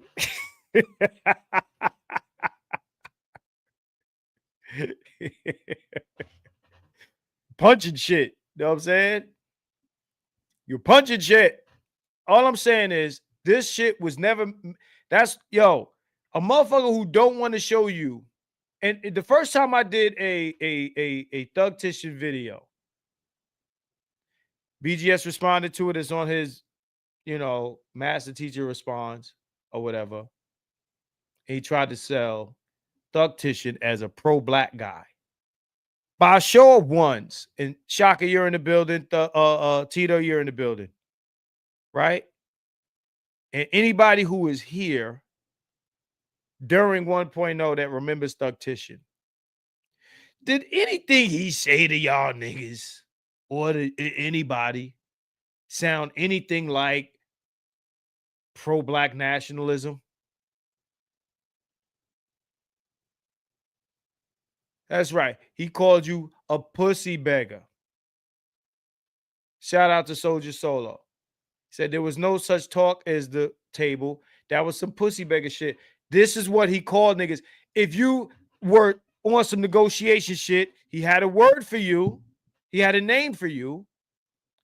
Pussy beggar. Now, if you want to hear him say it, if you think I'm lying on Thugtician, you think I'm making this up, type in Thugtician in YouTube and go listen to his videos.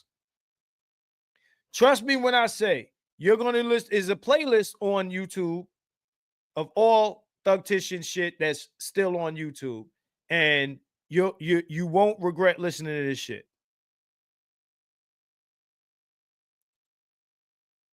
You won't regret listening to this shit. Mind you, matter of fact, this is what we're going to do. We're going to play another one. I want to play. I rather enjoy listening to Thugtician because I need people to hear him say it, not me. I'd rather you hear him say he's an OG, not me. Motherfuckers, I'll say some shit, it'd be like, no, fuck it, Marcus said it, but I'd rather you hear him say it.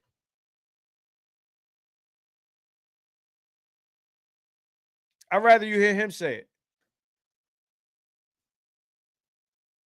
So let's do that. I'm gonna bang one more of these out, man.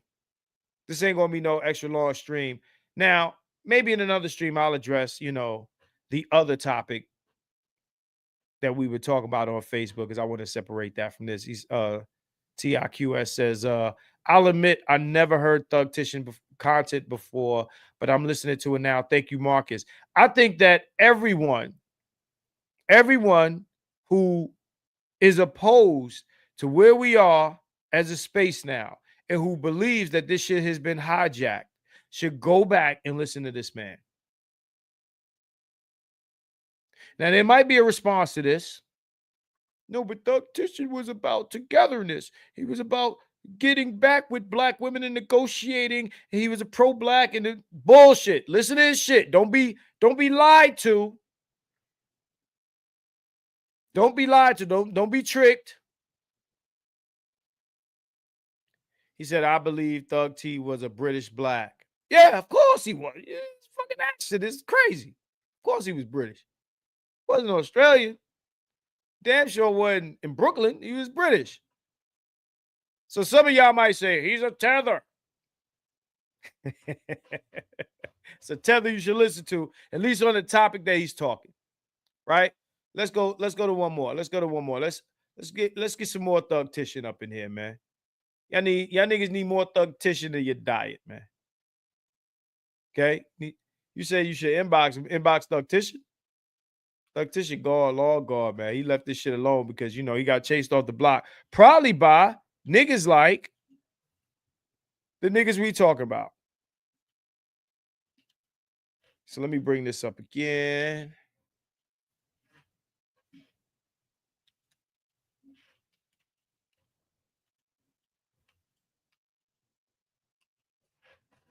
Again, and shout out to Doc Thunder again. A lot of good content on that channel. This is where we differ. So let me see here. Okay, here we go. We're gonna run with this one. I haven't seen some of these in so long. But Thugtician said, don't marry, don't procreate.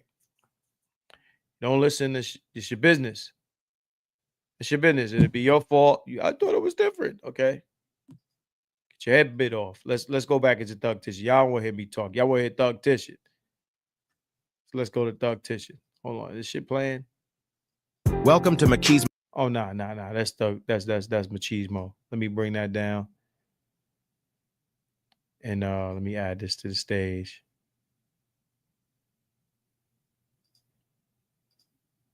All right, here we go. Welcome, brothers. It's occurred to me recently that the only men who can truly claim to be men's rights activists or advocates are fathers' rights campaign groups like Fathers for Justice, which was created here in the UK. Fathers for Justice have taken their rhetoric onto the streets and have done excellent work in bringing fathers' rights issues to the top of the social agenda. Wait. For real? How you know it's him? For real?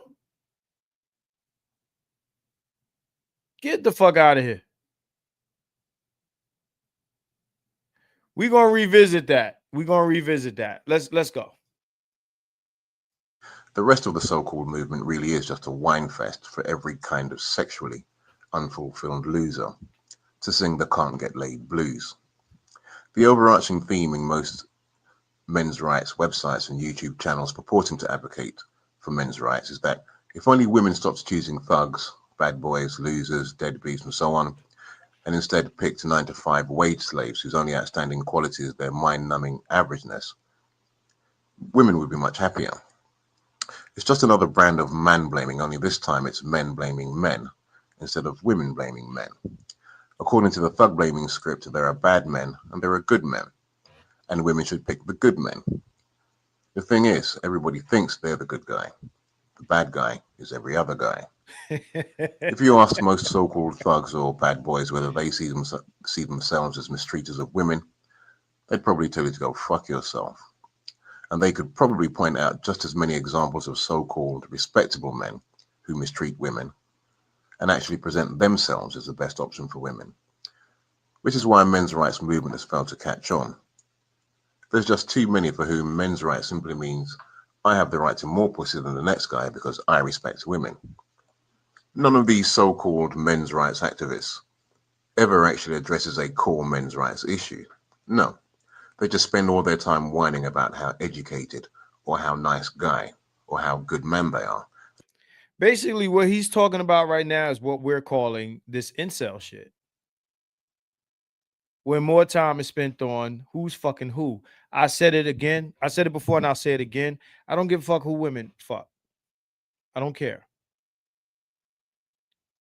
What I care about is when women blame their bad outcome from the man they chose on all the men. On all the men. Right. You know, a lot of language that we still use comes from 1.0. You know, the time and on what Tito refers to as nigga YouTube that didn't exist. You know, the shit that didn't happen, like these videos. This is AI, y'all. I made this on AI. And you go to the video, you hit the link, you'll see it's like 12 years old, this video. But yeah, jealous of Pookie, right? Pookie this, Pookie. They'll tell you that Pookie is ruining shit, this and this and this. But to be honest, they're not really concerned about what Pookie is doing in the community and this and that. What they're doing, they're competing for the women that these guys attract. They're competing with those guys.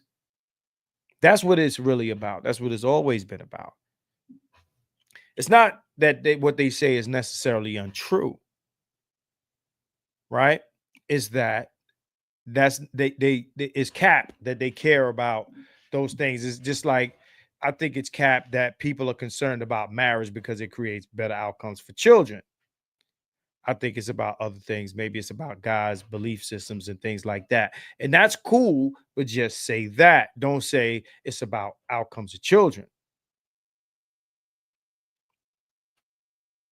especially when we've debunked that, right?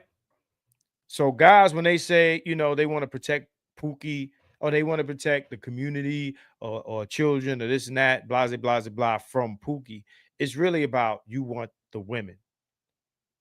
The same woman that you'll say is ratchet and this and yada, yada, yada.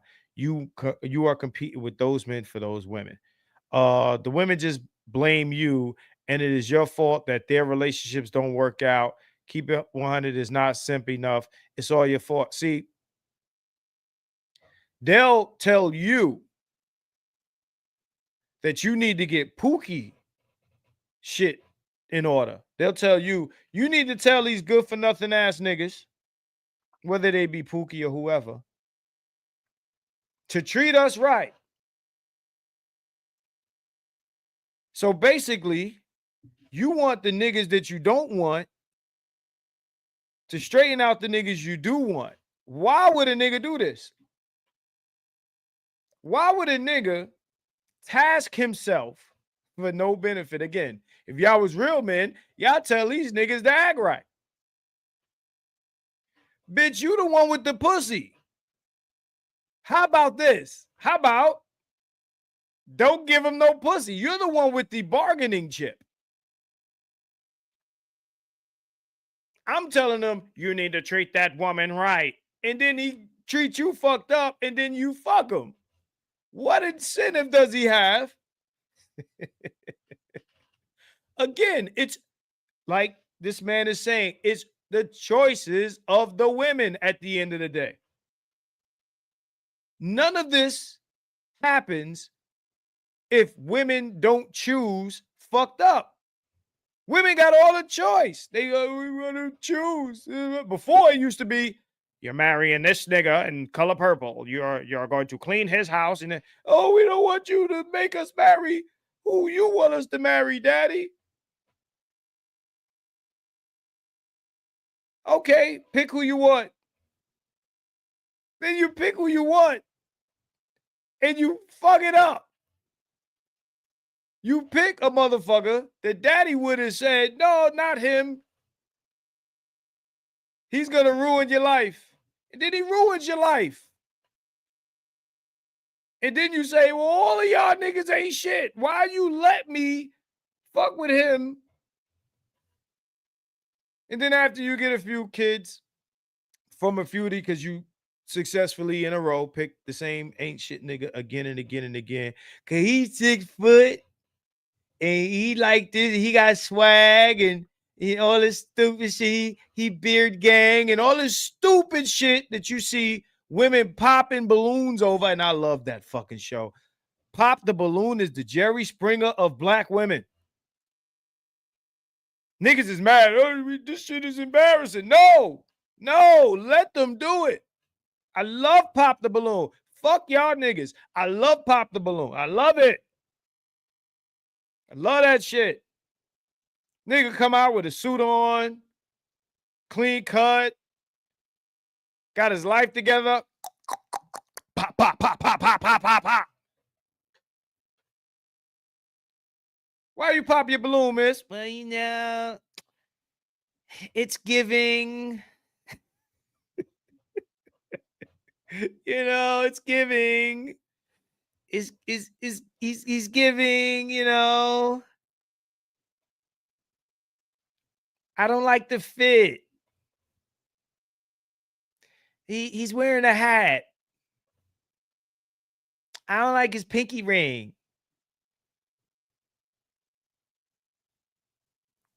Then these bitches end up 48 years old.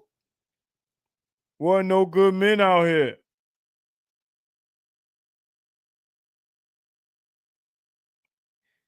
That's what he's talking about. If it made sense to be not a good man, I hate that term. Because good is subjective. Like he said, everybody thinks they're the good guy. Just like, I'm a good woman. All these bitches think they're the good woman. Good is subjective. The man or the woman that you should pick, and I'm going to keep it real with some of you niggas, is not appealing. It's not appealing. But this is, I think that this is more prevalent with women than men. Not appealing. How you know a woman's taste in men? How do you know a woman's taste in men? Clip this. How do you know a woman's taste in men? Look at her first child's father.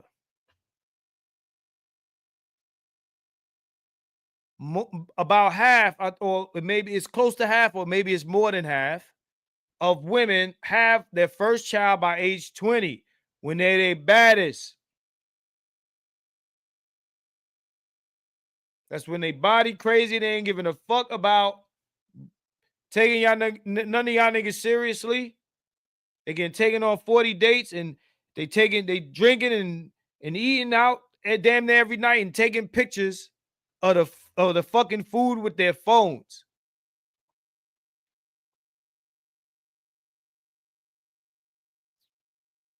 Hot girl summers every year. Hot girl summers. You want an idea of what their taste in women, in men. You want to know what their taste in men is. Look at their first child's father. Who they decided to let run up in them raw at their best. At their best. They're most valuable on the sex market. How do you determine what a man's taste in women is?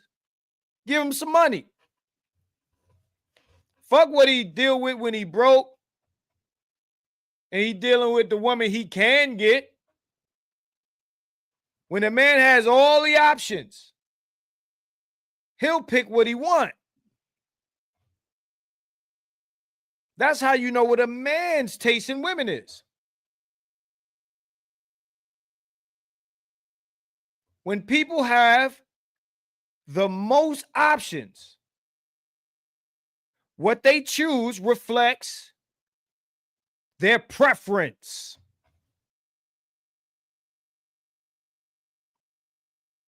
What they choose reflects their fucking preference. So these women choose these guys, and that lets you know their preference. It's not about thugs, and we got to blame the thug. Is the thug is the problem? No. Thugs are the minority of black men. You listen to these stupid motherfuckers talking to, what's her name? What's the chick name? Just had a fucking debate with 20 dumb motherfuckers. I forget her name. I don't know why I'm getting a fucking brain freeze. Type her name in the chat, please. Amanda, some shit. Is it Amanda? I don't know. I forget. What I'm saying is, Amanda Seals. Thank you. What I'm saying is, yeah, dumbass Amanda Seals. Absolutely. Dumbass Amanda Seals. What I'm saying is, you can't blame the men for being chosen. Thug nigga being a thug nigga, bitch offer him some pussy, he gonna take it. He gonna take the pussy. Why not? It's right there. But he said it goes, this is another form of man blaming, and I agree with him. Let's go. And how they keep getting passed over for lesser, undeserving men. And that's what they call men's rights activism. Their only beef is that some guy they deem unfit for female company gets the girl. Well, my question is, what does it say about you if all the women in your social environment would rather date losers than you? If women are choosing losers over you, then what does that say about you? If you're competing for women against so-called thugs and bad boys, then I'd say that tells us a lot about you. It tells us that you're competing for women in the same social environment as thugs and bad boys. You are competing for the same pool of women as thugs and bad boys, which means you are proximate to them in terms of where you are in life. I mean, if, for example, you were an affluent man living in an affluent neighborhood, you'd be competing against other affluent men, and the thug issue would be a non-starter for you. So you're clearly not the prize catch you think you are. Now, next we have the so-called whale of silence. Now, if ever there was an exercise in abject lameness, the whale of silence beats them all. The term whale of silence, or rather wall of silence as it's being used by the crippled minds on YouTube, is supposed to refer to a policy of non-engagement with women who are hostile to men's rights. Now, I strongly support the idea of a wall of silence. I don't think there's anything to be gained in discussion with women who are unsympathetic to men's issues. But far from ignoring these types of women, the idiots operating the so-called wall of silence. Did you hear what he just said? What he's basically saying is, the fuck are you negotiating for? They're not sympathetic to your issue. They're not sympathetic to the things you want, the outcomes that you want. They're not sympathetic to none of that shit. They don't want what you want.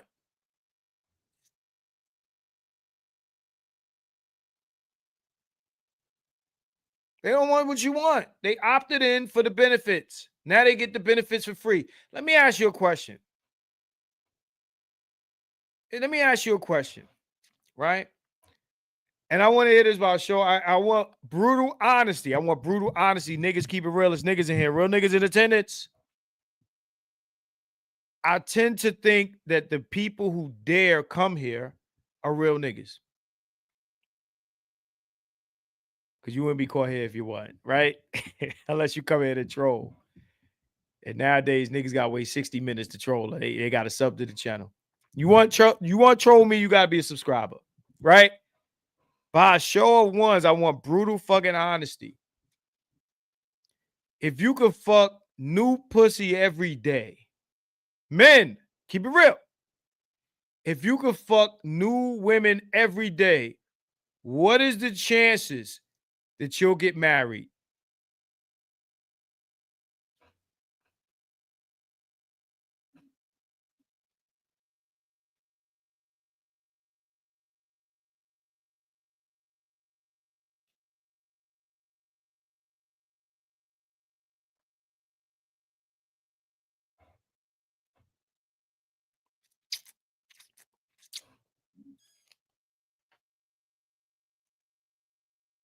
With no drama. My address. No drama.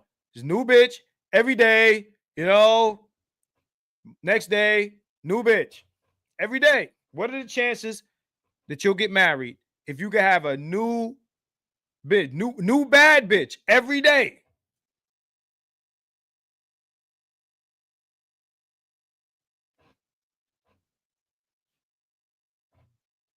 Jesse Lee says, you might still get tired. You might. And I'm glad you said this, Jesse Lee, because I'm about to make a crazy point right now. Get ready? Get your clips ready. Get your scissors ready. Right? He says you might still get tired of smashing different women and want the slow, boring family life. Check this out. This is essentially what a woman is in her 20s. Let it sit for a minute.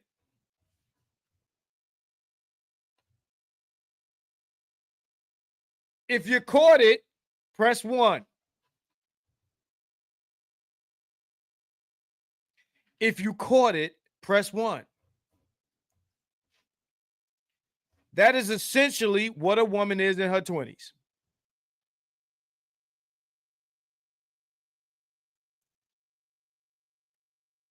And when she get tired of riding the cock carousel, guess what happened?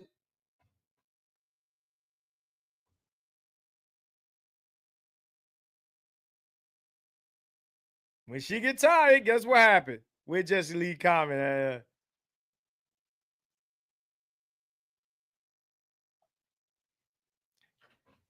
It just happens for you in reverse.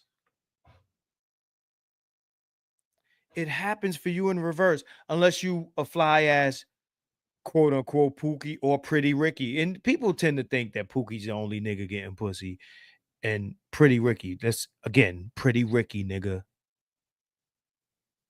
You ain't gotta be Pookie to get pussy. Pretty Ricky fucks Pookie's women. Ain't no competition.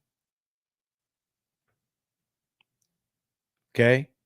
Now, Jesse Lee made a point here. He said, you might get tired of smashing different women and women get, oh, these niggas spending money on me. In my 20s, I'm 21. They taking me out on Monday, Tuesday, Wednesday, Thursday, Friday, Saturday, and Sunday, Monday, Tuesday. And this day I went to the steakhouse, and next day I had Italian, and this day I had this and this. And they calling it girls. Yep, that nigga took me out. He paid my cell phone bill. He paid my phone bill, and he paid this bill. He paid my rent. He gave me some money so I could buy clutch bag, and the other nigga, he gave me some money, and they got all these niggas giving them money and taking them out, and all these niggas and all these niggas and all these niggas. Every day they can wake up and there's a nigga offering to spend money on them, take them somewhere, right? They got another nigga, he broke, that nigga dig them down, but then they go to see these niggas, they go on dates, and they go eat here, then they go on shopping spree, and flew them out, and, soft girl life and all that shit, right?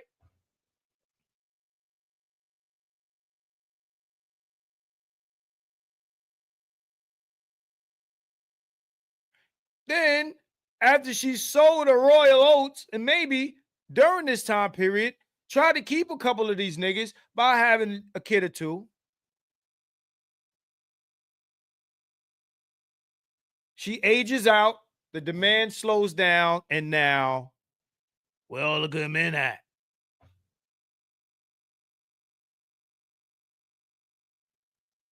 Where all the good men at?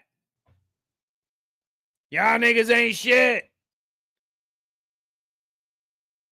And while she's saying that, you know what niggas are saying? That's right. Y'all niggas ain't shit. Y'all ain't shit. Y'all just some womanizers and users and this, and yada yada blah blah blah blah blah blah blah blah blah. Y'all some bad men, and I'm better than. And come here, baby. I'm gonna take you away from all this. Come here, baby. Let me take you away from all this. What's a nice woman like you doing in a place like this around these niggas? I'ma rescue you.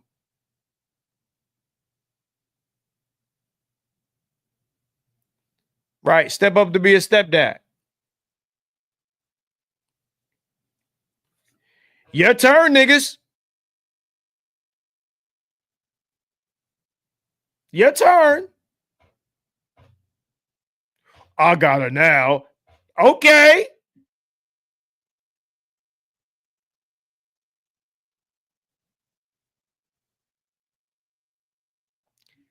Check this out, brothers. I ain't never won a ring in my life. I ain't never proposed in my life. My man Deuce One will pop up in this motherfucking chat on any day and tell you, never. It's never happened. If you could get a new bitch every day, you wouldn't get married. This is the experience y'all are giving to women. This is the female experience where niggas are begging to spend money on you. Miss Cantrell, if you're still there, yeah. Begging. Can you imagine the ego of somebody? It's like, can you please let me feed you? Please let me pay your bill. You got songs about it. I pay your rent. In that time period, why would a woman want to get married? Why would she want to do it? These are their choices. You can't blame the men. Devote an enormous amount of time and energy quarreling with the exact same type of woman the whole thing was allegedly designed to shut out from the dialogue. That's why I call it the whale of silence. A bunch of emotional drag queens threatening women with something they have no intention of ever implementing. And that's no surprise, because if they stopped arguing with women, they'd have nothing to talk about. If y'all bitches don't get right, we gonna get white women.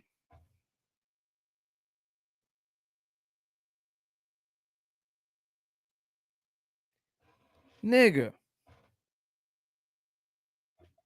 And what I loved about Thug Titian is he's talking to men like nigga. He's talking to men. Just like some of us are real enough to tell the men like nigga is, you know what I'm saying? Don't blame the other guy. What are you blaming the other guy for? Women fucking choose. Women choose. Women choose. Long held belief, long held fact. Women fucking choose. They choose. Women choose. Women choose. Bring it back a little bit. Or drag queens, threatening women with something they have no intention of ever implementing. And that's no surprise, because if they stopped arguing with women, they'd have nothing to talk about. They're just wankers and pussy beggars singing the can't get laid blues.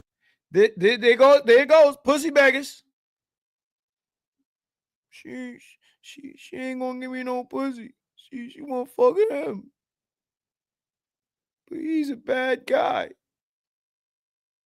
Oh, I'm better than him.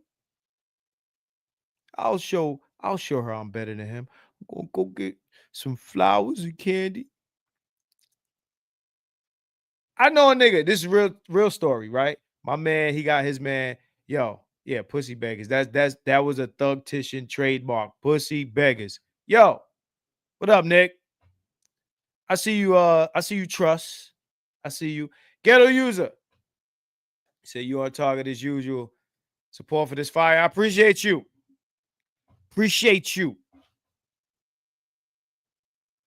Say, well, Hunter's a coochie beggar. Damn. You calling names again. This nigga's a troublemaker. You know what I'm saying? Thank you for the $10. But he's saying this is 1.0. He's talking about niggas negotiating. There wasn't no panels when this video was dropped. There wasn't no panels. Not on YouTube. Let's keep going. But aren't you using the same shaming language that feminists use to humiliate men who question feminist doctrines, Thugtician? No, I'm not trying to humiliate men who question feminist doctrines. I am telling pussy beggars about themselves, because pussy beggars don't question feminist doctrines. On the contrary, they endorse them. They validate the man bad, woman innocent depiction of male-female relations that feminists have invented, because it suits their state of mind and agenda, which is a pussy-begging agenda, i.e. making themselves look better to women than other men. If pussy beggars are not motivated by an inability to get laid, then why would a man who gets laid frequently and with variety give a damn about who women choose? It's evident that any man who persistently cries about who women choose is a hater whose only experience with women is as a distant spectator, not participator.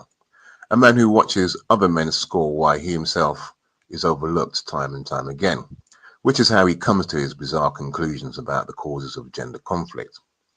His cause is a personal one that has nothing to do with men's rights, and it serves the fucker right that he can't get laid. That's right. By the way, I just want to make it clear that this video was directed at SWP. They were in a Tito. They were in a back and forth at the time. Okay. Shaka and Tito, you both here.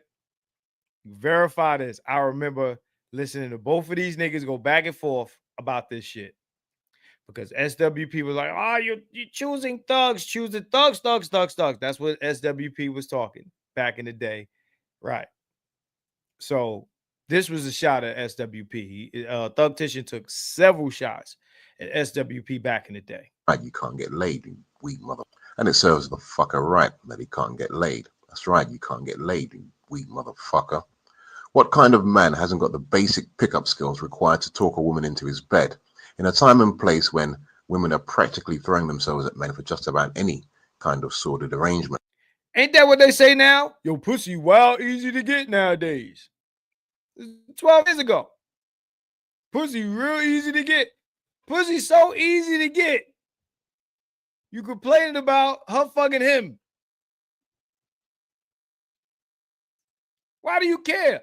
I have said it again and again. I don't give a fuck about body counts. Now, You want to marry a woman? Again, something I don't recommend you do, but I can't tell men not to do it. I'll tell you, do it somewhere else. But if that's what you want to do, I could kind of understand why you care about body counts, because you want to buy the body. If you want to buy the vehicle, you should care about mileage. If you want to buy the body, you should care about mileage. I get it. I'm telling you, lease the body, maybe. Borrow the body, rent the body. Carjack the car. I don't give a fuck. Not carjack. That sounds like some other shit, but borrow the car. Can I hold your car? Borrow the car.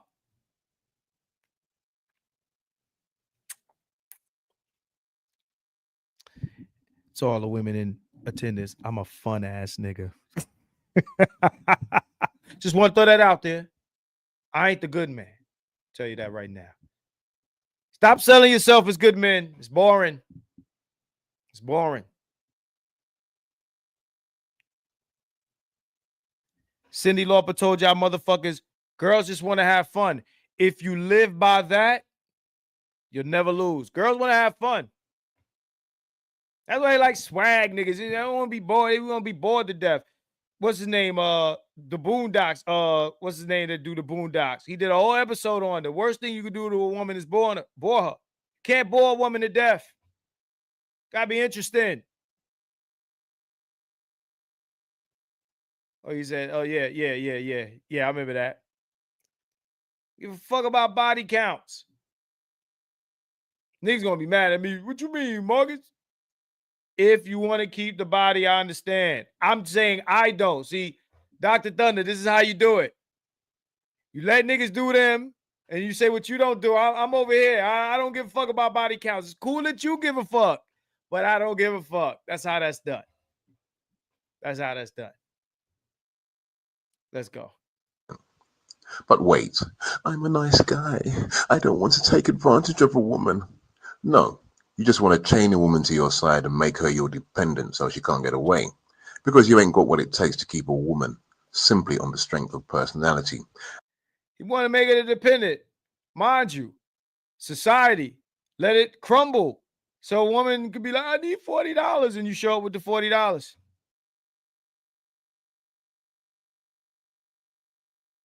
What they called it during the pandemic patriarchy. They took away all the benefits and the social programs from these bitches still. Come back to us and on their knees. That sounds like some incel shit to me. I'm sorry.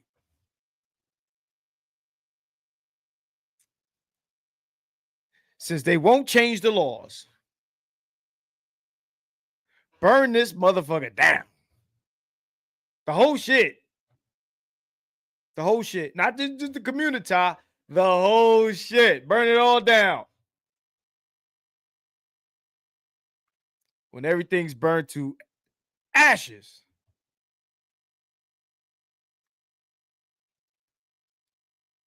And a bitch reaching the hand about to rubble like this.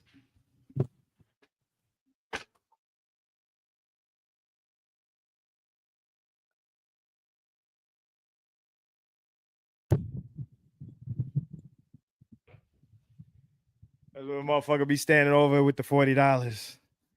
Knock my shit over. Standing over her with the $40. Yeah, bitch. I got that $40 you need. You're hungry, ain't you?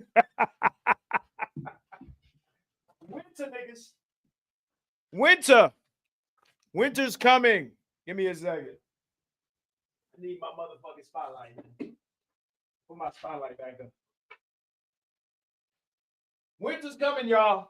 Winter.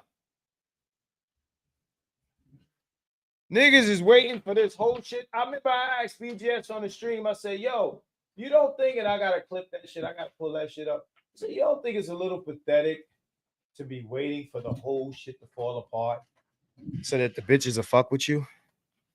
I asked him. I said, what kind of man do you think? Shout out to Outspoken. I see you, bro. I see you, BX. I asked BGS on the stream. I said, what kind of guy Do you think waits for society to crumble? And I want y'all to pay attention to my shorts because I'm gonna start posting all this old shit. Let me tell you, hey, Tito is a lot. I'm telling you, there's a lot of solid gold in my old conversations. What kind of man waits for the whole shit to burn down so he gets some pussy? There's no incels here, though. There's no incels here, though. A nigga that's getting pussy don't gotta wait for no laws to change. They ain't gotta wait for society to crumble. They ain't gotta wait for none of that shit. They pull a dick out and they fuck somebody. That's what they do.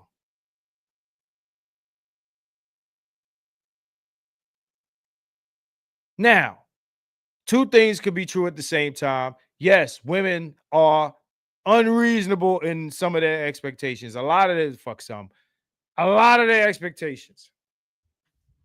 They are. So that's true. Wow, this is true.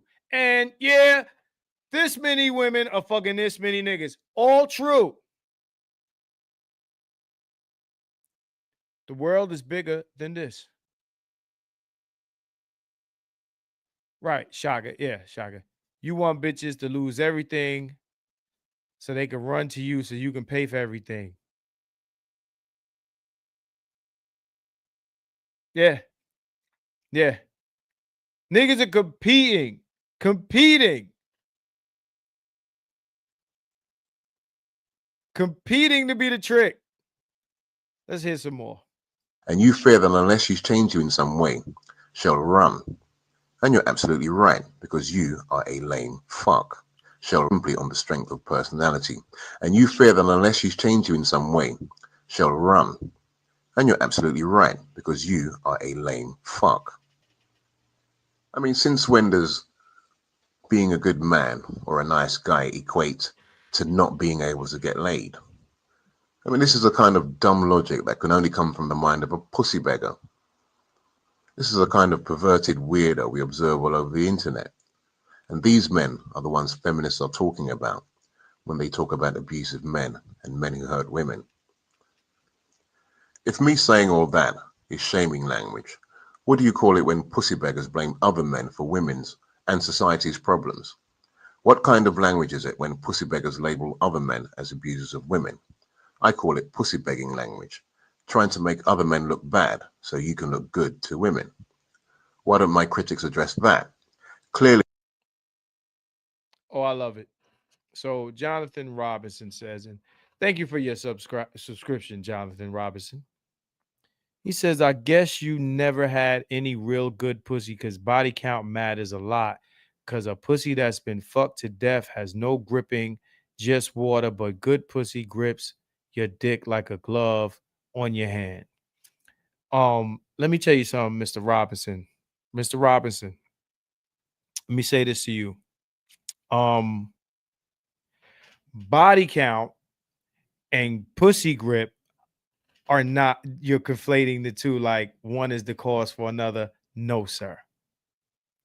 And that's how I know you probably haven't had much pussy.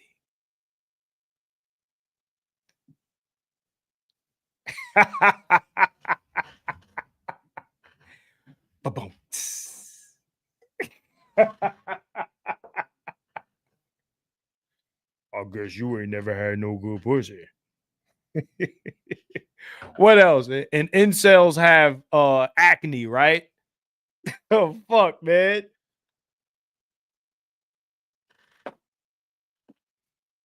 The fuck out of here. Shout out to you. You tried. I appreciate it. Hey, I love trolls, man. Bring more, please. More. Y'all bring out the best in me, you niggas that troll me. You know what I'm saying? Shout out to said that British accent is brutal. Weirdo. Beggar. Say, yeah, as a man who's had much, I can't even agree with that. Listen, man. Listen.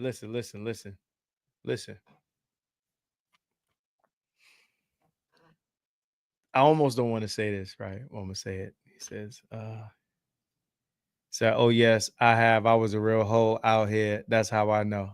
Okay. I hear you. I hear you. I hear you. I'm surprised why you would say something like that if that's true. But you know, it's like Jeezy talk about, you know, the price of the bricks in a song.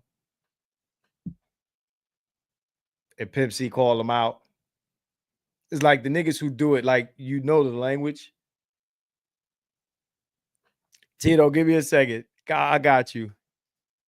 Squats, deadlifts, legs, records, do amazing things for the pussy. Daily walks help too. You know, I'm just, you know, it's like the chicks that got like the baloney pussy, and niggas be like, that pussy's been beat to death. No, some bitches pussy just look like that. It's like, you know, and pause. How some niggas dicks is ugly. Some bitches got ugly pussies. Niggas come to the conclusion that if it's a pretty pussy, it ain't been touched. And if it's ugly with the meat hanging out, that means she got a high body count. Y'all niggas are simple. That tells me you ain't been around much pussy.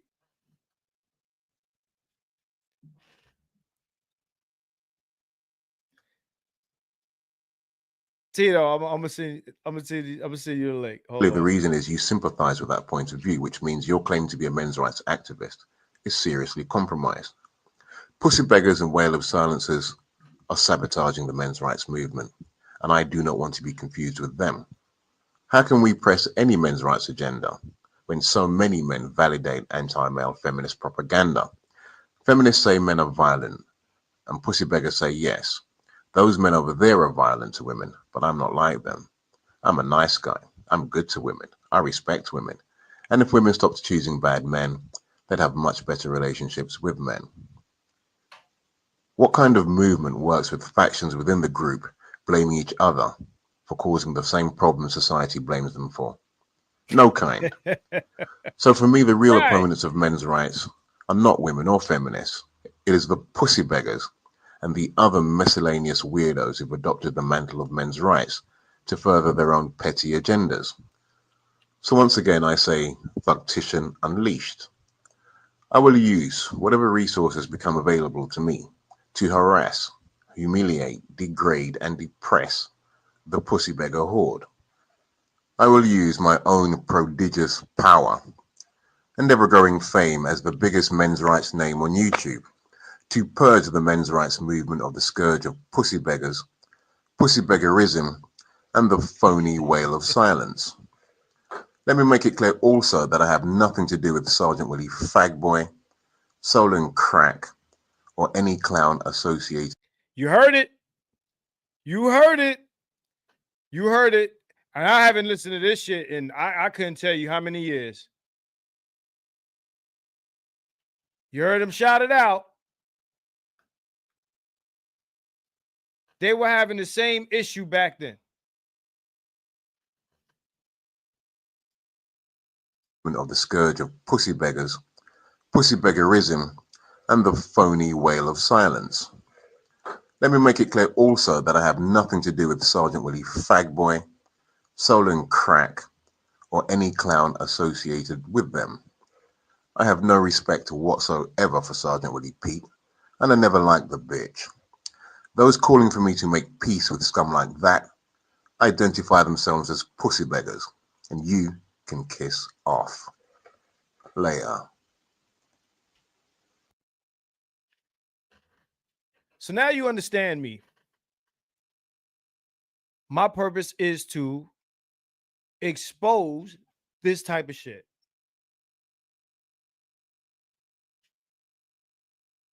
You know what? Hey, Tito, I'm gonna put the link up. Right now, we just need Tito. Now you understand where I come from.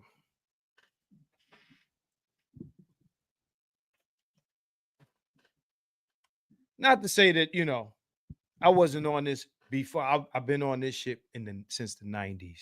But this is who I identified with because he was right in line. Because I've been surrounded by simp ass niggas for most of my life. This is my teenage years.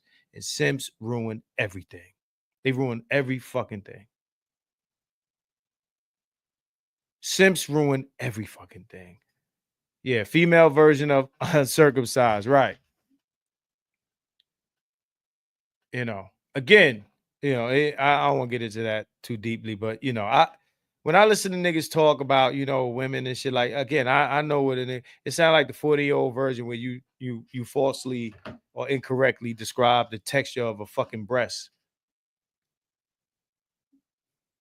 But simps ruin everything. Simps ruin every fucking thing.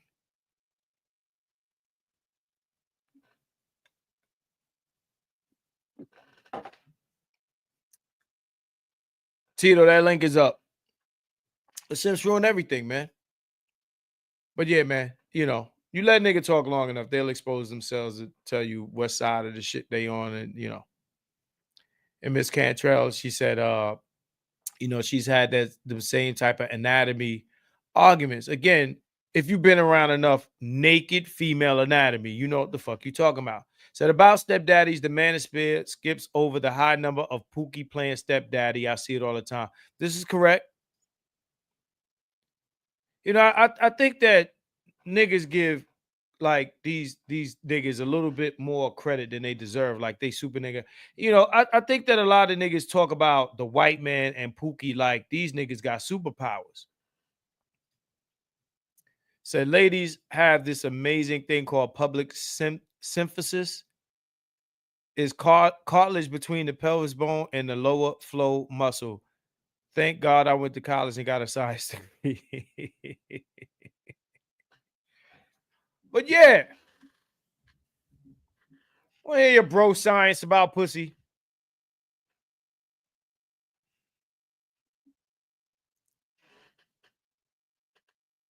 You know what I'm saying? You tell me that a titty feel like a hard grapefruit, nigga.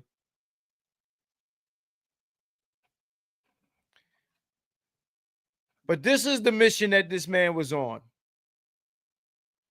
And when this man is brought up by some members of this space, his shit is misrepresented.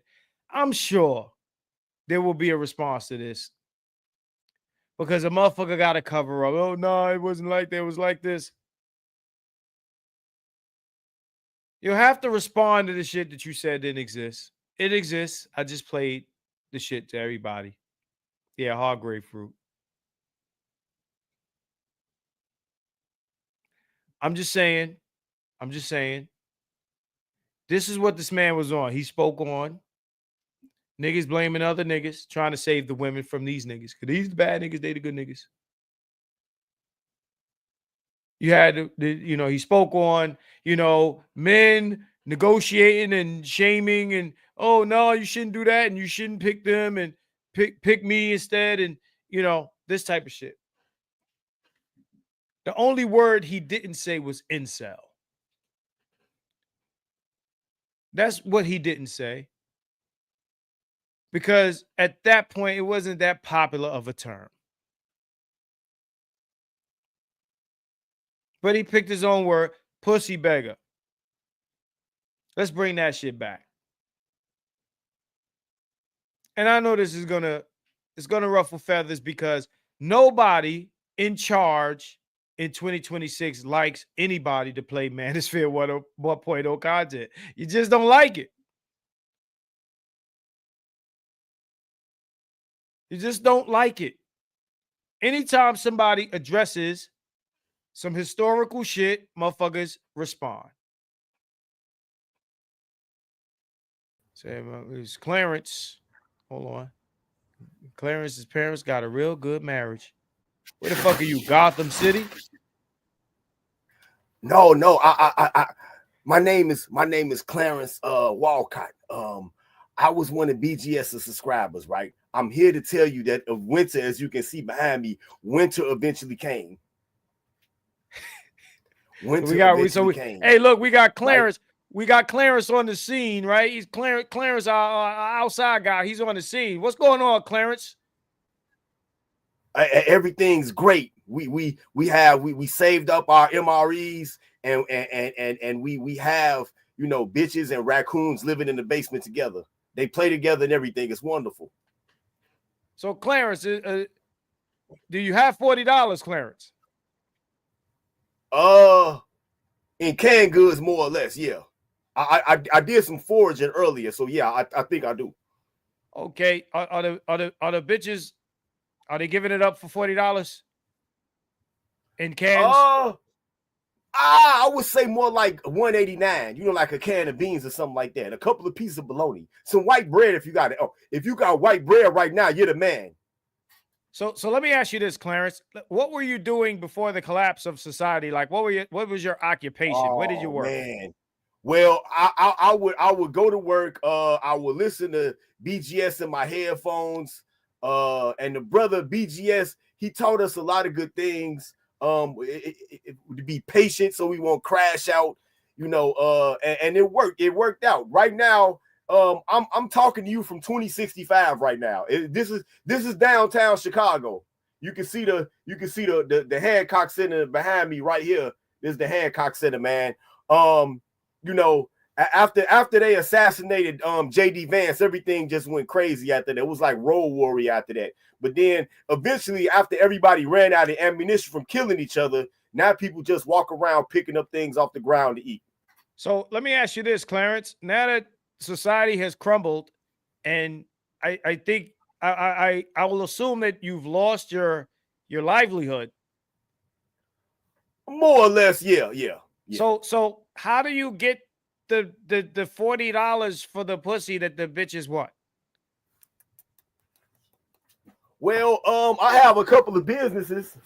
One of them is as you can see, I raise dogs for meat, and I'm able to make a pretty prosperous living selling dog meat. You know, that's a commodity right now, 2065.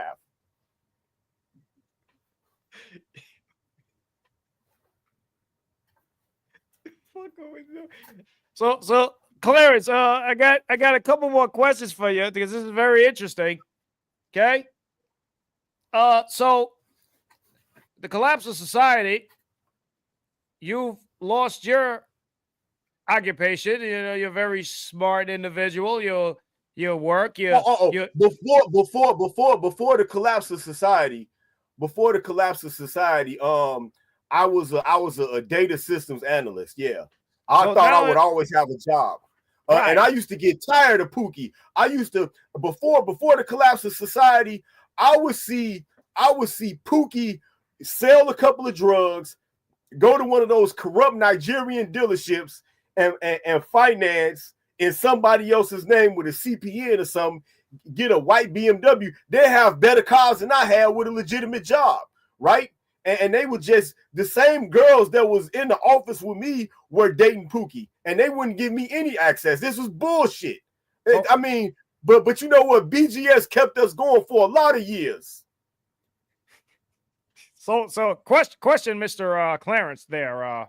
So now that society has crumbled and you've lost your data analyst job, because I'm looking around you and I don't see any bitches and I don't see Pookie. Is it safe to say that the bitches are with Pookie? No. See, look, the best thing, if you have bitches, the best thing is to hide them, right? You just had your bitches, right? Okay. I had my bitches.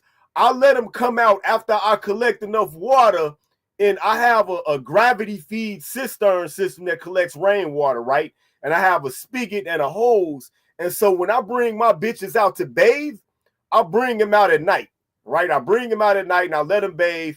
I get a towel and let them wet themselves up before they go outside and put soap on themselves. Then they run outside real quick and hose themselves out.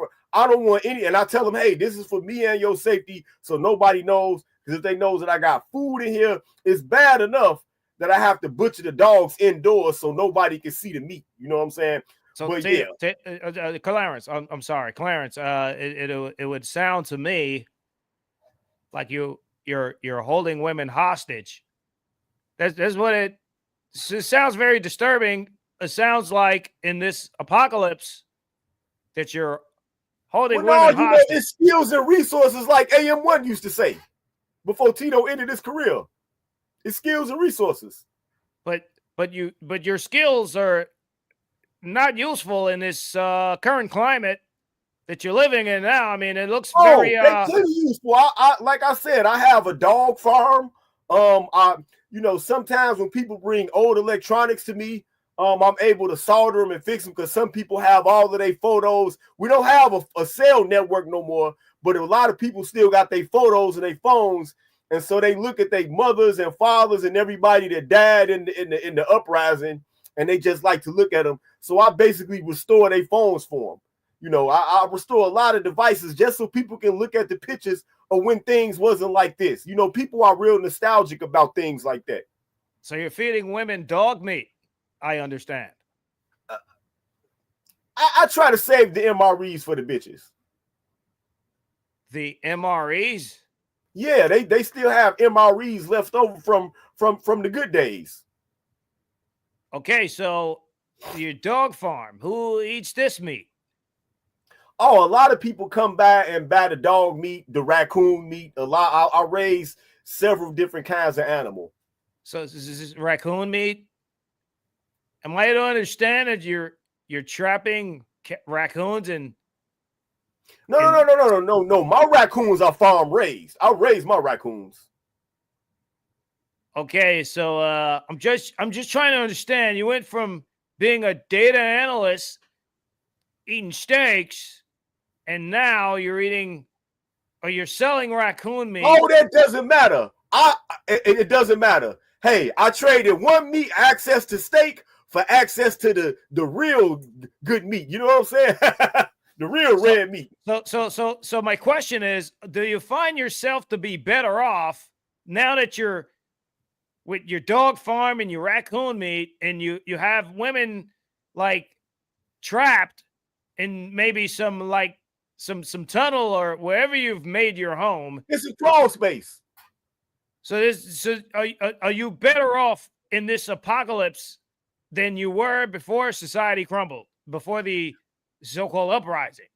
Well, it matters how you want to look at better off. Do I have hot and cold running water? No, I don't have hot and cold running water, but I have, access to female companions. So it's living one way. It's an even exchange, if you ask me. And a lot of other, I frequently get together with a lot of other BGS's followers, and we talk about this. We traded one type of meat for the other type of meat. It is what it is. I don't know what to tell you, Mr. Clarence. It doesn't sound to me very appealing. Oh, hey, there's nothing wrong with roughing it every now and then. You're roughing it every day now. I mean, you know what? Maybe this will build character. Who knows? Maybe society will come back. But, a lot of us want it this way. This is one thing. Now, this is one problem that people from the future have with BGS's followers, right? They wanted a lot of us because we had technical jobs to get them to rebuild society, but we never got this much pussy. So why should we rebuild the same type of society that we wasn't getting pussy in? So you're not having problems from the same Pookie that was a problem before society crumbled? I would imagine. No, a lot of them killed each other in the uprising. See, most of BGS subscribers, we hid in the basements for the whole uprising.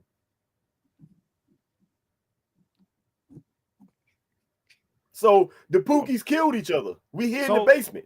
So, okay, I'm just trying to understand here. Okay. So while the Pookies were killing each other and fighting, and you were in the basements, and where were these women during this uprising? Did you kidnap them? And I'm trying to understand. Okay, we waited into the uprising, like I say, when people just ran out of ammunition, people ran out of willpower. A lot of the guys that were, they tried to have military juntas, they cannibalized each other, killed each other.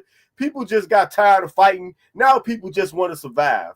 And it was after we went through these 3 different iterations of society, from uprising to military junta to second uprising, that we were actually able to come out of the basements with scraps of meat, cans of sardines, and say to the women and say, hey, we have the skills now, we have the resources. Do you want to come with me if you want to live? But it doesn't sound to me like skills. It sounds to me as though some sort of some situation that's like, you got the women like under some sort of duress. I mean, we are all mutually under duress. I don't know how comfortable I am with this snooze here. Where are these women? Can I get one of them to speak on camera so I can make sure that Oh no. Now I used a temporal antenna to send this back to the past. I would hate if anybody from my present day would have received this same signal. So I don't want to put any of these bitches on camera. But we have to make sure that they're there out of their own free will. Where did he go? What's going on? Oh, they I'll assure you that they under their own free will. They are. I'm not sure this is a fact. So they are, trust me. I mean, you have no authorities there. Looks pretty desolate in the background there. He's got green sky. We're able to manage. Okay, this is Clarence. He's telling us, everything's fine, everything's cool. What was that? It sounded like hey, what was that? I heard some clicking in the background there. Oh, that was nothing. I'm not sure it was nothing. I don't think my ears deceived me here. I don't know. I think I'm gonna have to send somebody down there. I think I'm gonna have to send somebody to check you out, Clarence. I mean, this is the year 2065, Marcus. How are you gonna do that? We won.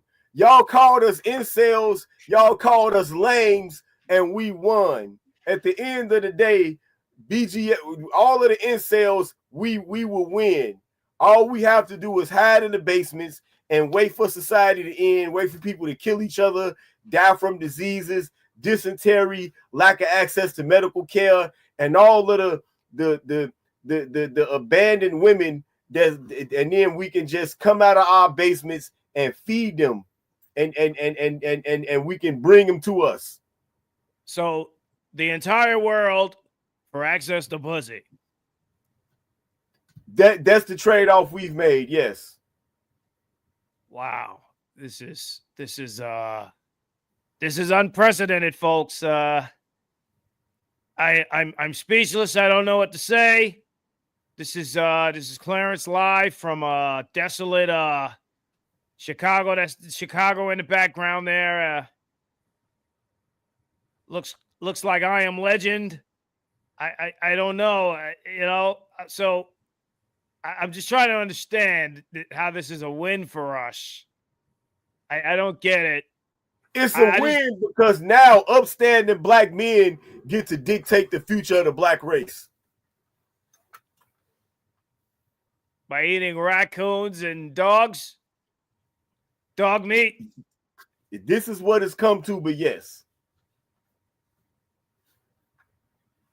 Is the pussy this good? Oh, sure. Yeah. Are these willing participants? Now, where I draw the line, I'm not going to take in any women that ate their kids. Because, you know, in 2065, a lot of women ended up eating their kids. Now, that's where I draw the line. If I see that you got some, like, stretch marks, C-section scar, and I'm like, hey, where's your kids? And you can't, like, dig in and show your old phone and show me that you once had kids. No. That's why I draw the line. Then I know that you probably ate your kids or sold them for food. So I got someone asking. We don't have phones here, but word travels fast. If you sold your kids for food, people are gonna know. So what do you guys do for water? I mean, you know, you got dog meat. If you have the wherewithal to control like a 2-flat or something with a really good enough square roof on the top, you just get one of those old industrial plastic drums and you just sit it up there and wait for it to rain. And when you get all of the water, you boil it, you get that water in some metal, you boil it, and you got clean water. It's simple. I'm gonna admit to you, Clarence, it doesn't sound very healthy. Oh, it's plenty healthy.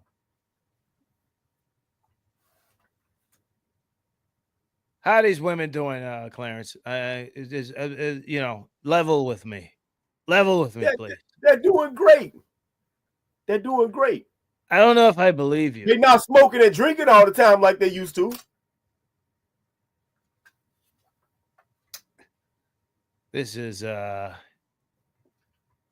folks, I don't know what to say about this. You know, I wish we could get somebody down there. I wish, you know, for the sake of the women, I'm nervous about this Clarence guy. Doesn't seem to be well. You know. Shout out to BGS. Shout out to Mr. Z. Shout out to AM1. Shout out to Ramil. And shout out to Ty City. And fuck Tito. How are you getting it? Somebody told me that Tito tried to start a cult and he was briefly some type of warlord or something. He got killed in the uprising too. How are you getting a signal out, Clarence? How like I work? said, I constructed a temporal antenna. A temporal antenna, huh? Yeah, temporal meaning time. Oh, okay. So wait, so you're here from the past? No. You're my past. I'm your future. I'm your incel future. My incel future? Are you? Yep. I don't know if I have an incel future. I don't know if I would be. This is the gray pill right here. Raccoon meat and ashes, nigga. This is the gray pill. Okay. I don't know if I'm too happy about this future. Is this winter? Is this the winter we're waiting for? Oh, in some places, yes. It's a nuclear winter, yeah. This is hey folks, all you watchers out there. I'm a little disturbed about this. What about you guys? And you know, and this viewing this, we got this guy, Clarence. This is one name. We don't know his last names. This guy. Apparently he has I was able to preserve this Gucci jacket. It's kind of raggedy now. But yeah, it's not that bad. There's a Gucci jacket. Yeah. So like I said, I'm kind of nervous for these women we can't see that are eating raccoons and dogs. I told you I give my bitches MREs. And I'm not greedy. I only have 2 bitches. I gave one of my bitches away. You gave her away, huh? Yeah. And you're making them drink roof water. It's boiled. Boiled roof water. Yeah. Okay. All right. Okay. I hear you.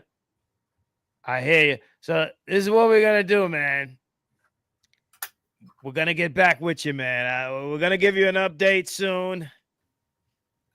Hey, Clarence, I want you to do me a favor. At some point, I have to see one of these women, man. I'm nervous for their well-being.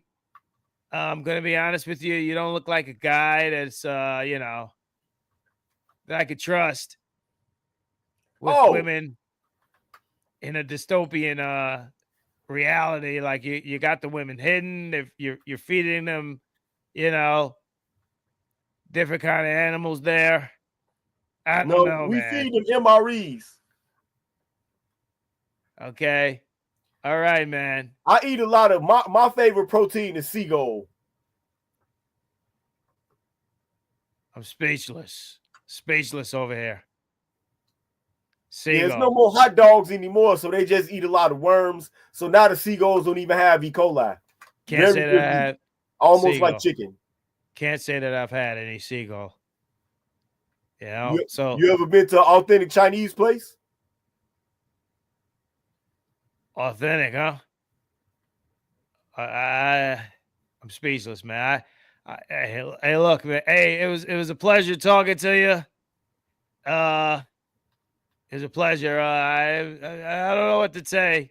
I'm kind of speechless over here. You know, I'm seeing it looks like the Matrix. You know, evolutions or revolutions or whatever in the background. To all my incels out there, keep the faith. Get you some good lotion and just keep lotion and patience, brothers. Lotion and patience. Lotion and patience. The winter will come. This is the gray pill. It's a gray pill. It's the gray pill, yeah. Never heard of those pills. So, hey, look, Clarence, it's a pleasure. Hey, look, we gotta get this video. That's some people. BGS, we love you. We love you in 2065. Peace. Peace. About this guy. I don't know how to feel about this guy. Yeah, Tina, we're gonna get. Pardon me, Clarence. We're gonna get back with you. Okay. We're gonna get back with you. We're gonna do this again. We're gonna follow up. Okay. I appreciate you for joining us. Yep. And you know. The fuck? Yo, they gonna kill us for this. They gonna kill us. They gonna kill us, man. Yo, these niggas are, yo, hey, look. God damn it. Yo, I'm about to shut this shit down. Yo, they gonna kill us for this, bro. They all saw that. Hey, look, I guarantee you they all saw it. They said, where's that at? Hey, look, Ed is, you know, gave one of his women away, man. You ain't hear what Clarence said? He said he gave his woman away. You know what I'm saying? Gave one of his women a platinum rose. Yo, look, the dog chow man. They gonna kill us for this. They coming. They coming. I guarantee you they coming. Yo, I appreciate y'all for coming out, man. I'm going to save my other topic for later, but yeah, man, that was very interesting. Just know that they coming. They coming. Stay tuned. Watch your notifications. They coming. I had no idea that was going to happen. But anyway, I appreciate y'all. Thanks for kicking it with the kid. And listen to more Thugtician, y'all. Just type Thugtician in that shit. Listen to more 1.0 shit. You know, the shit that you're being told doesn't exist. You know, disperse, nothing to see here. Listen to Thugtician and whatever 1.0 shit you can find. But they coming. This shit gonna get responded to. Shout out to Machismo TV, Salty Balls. We are out of here. 100, baby. Till I see you again. Peace.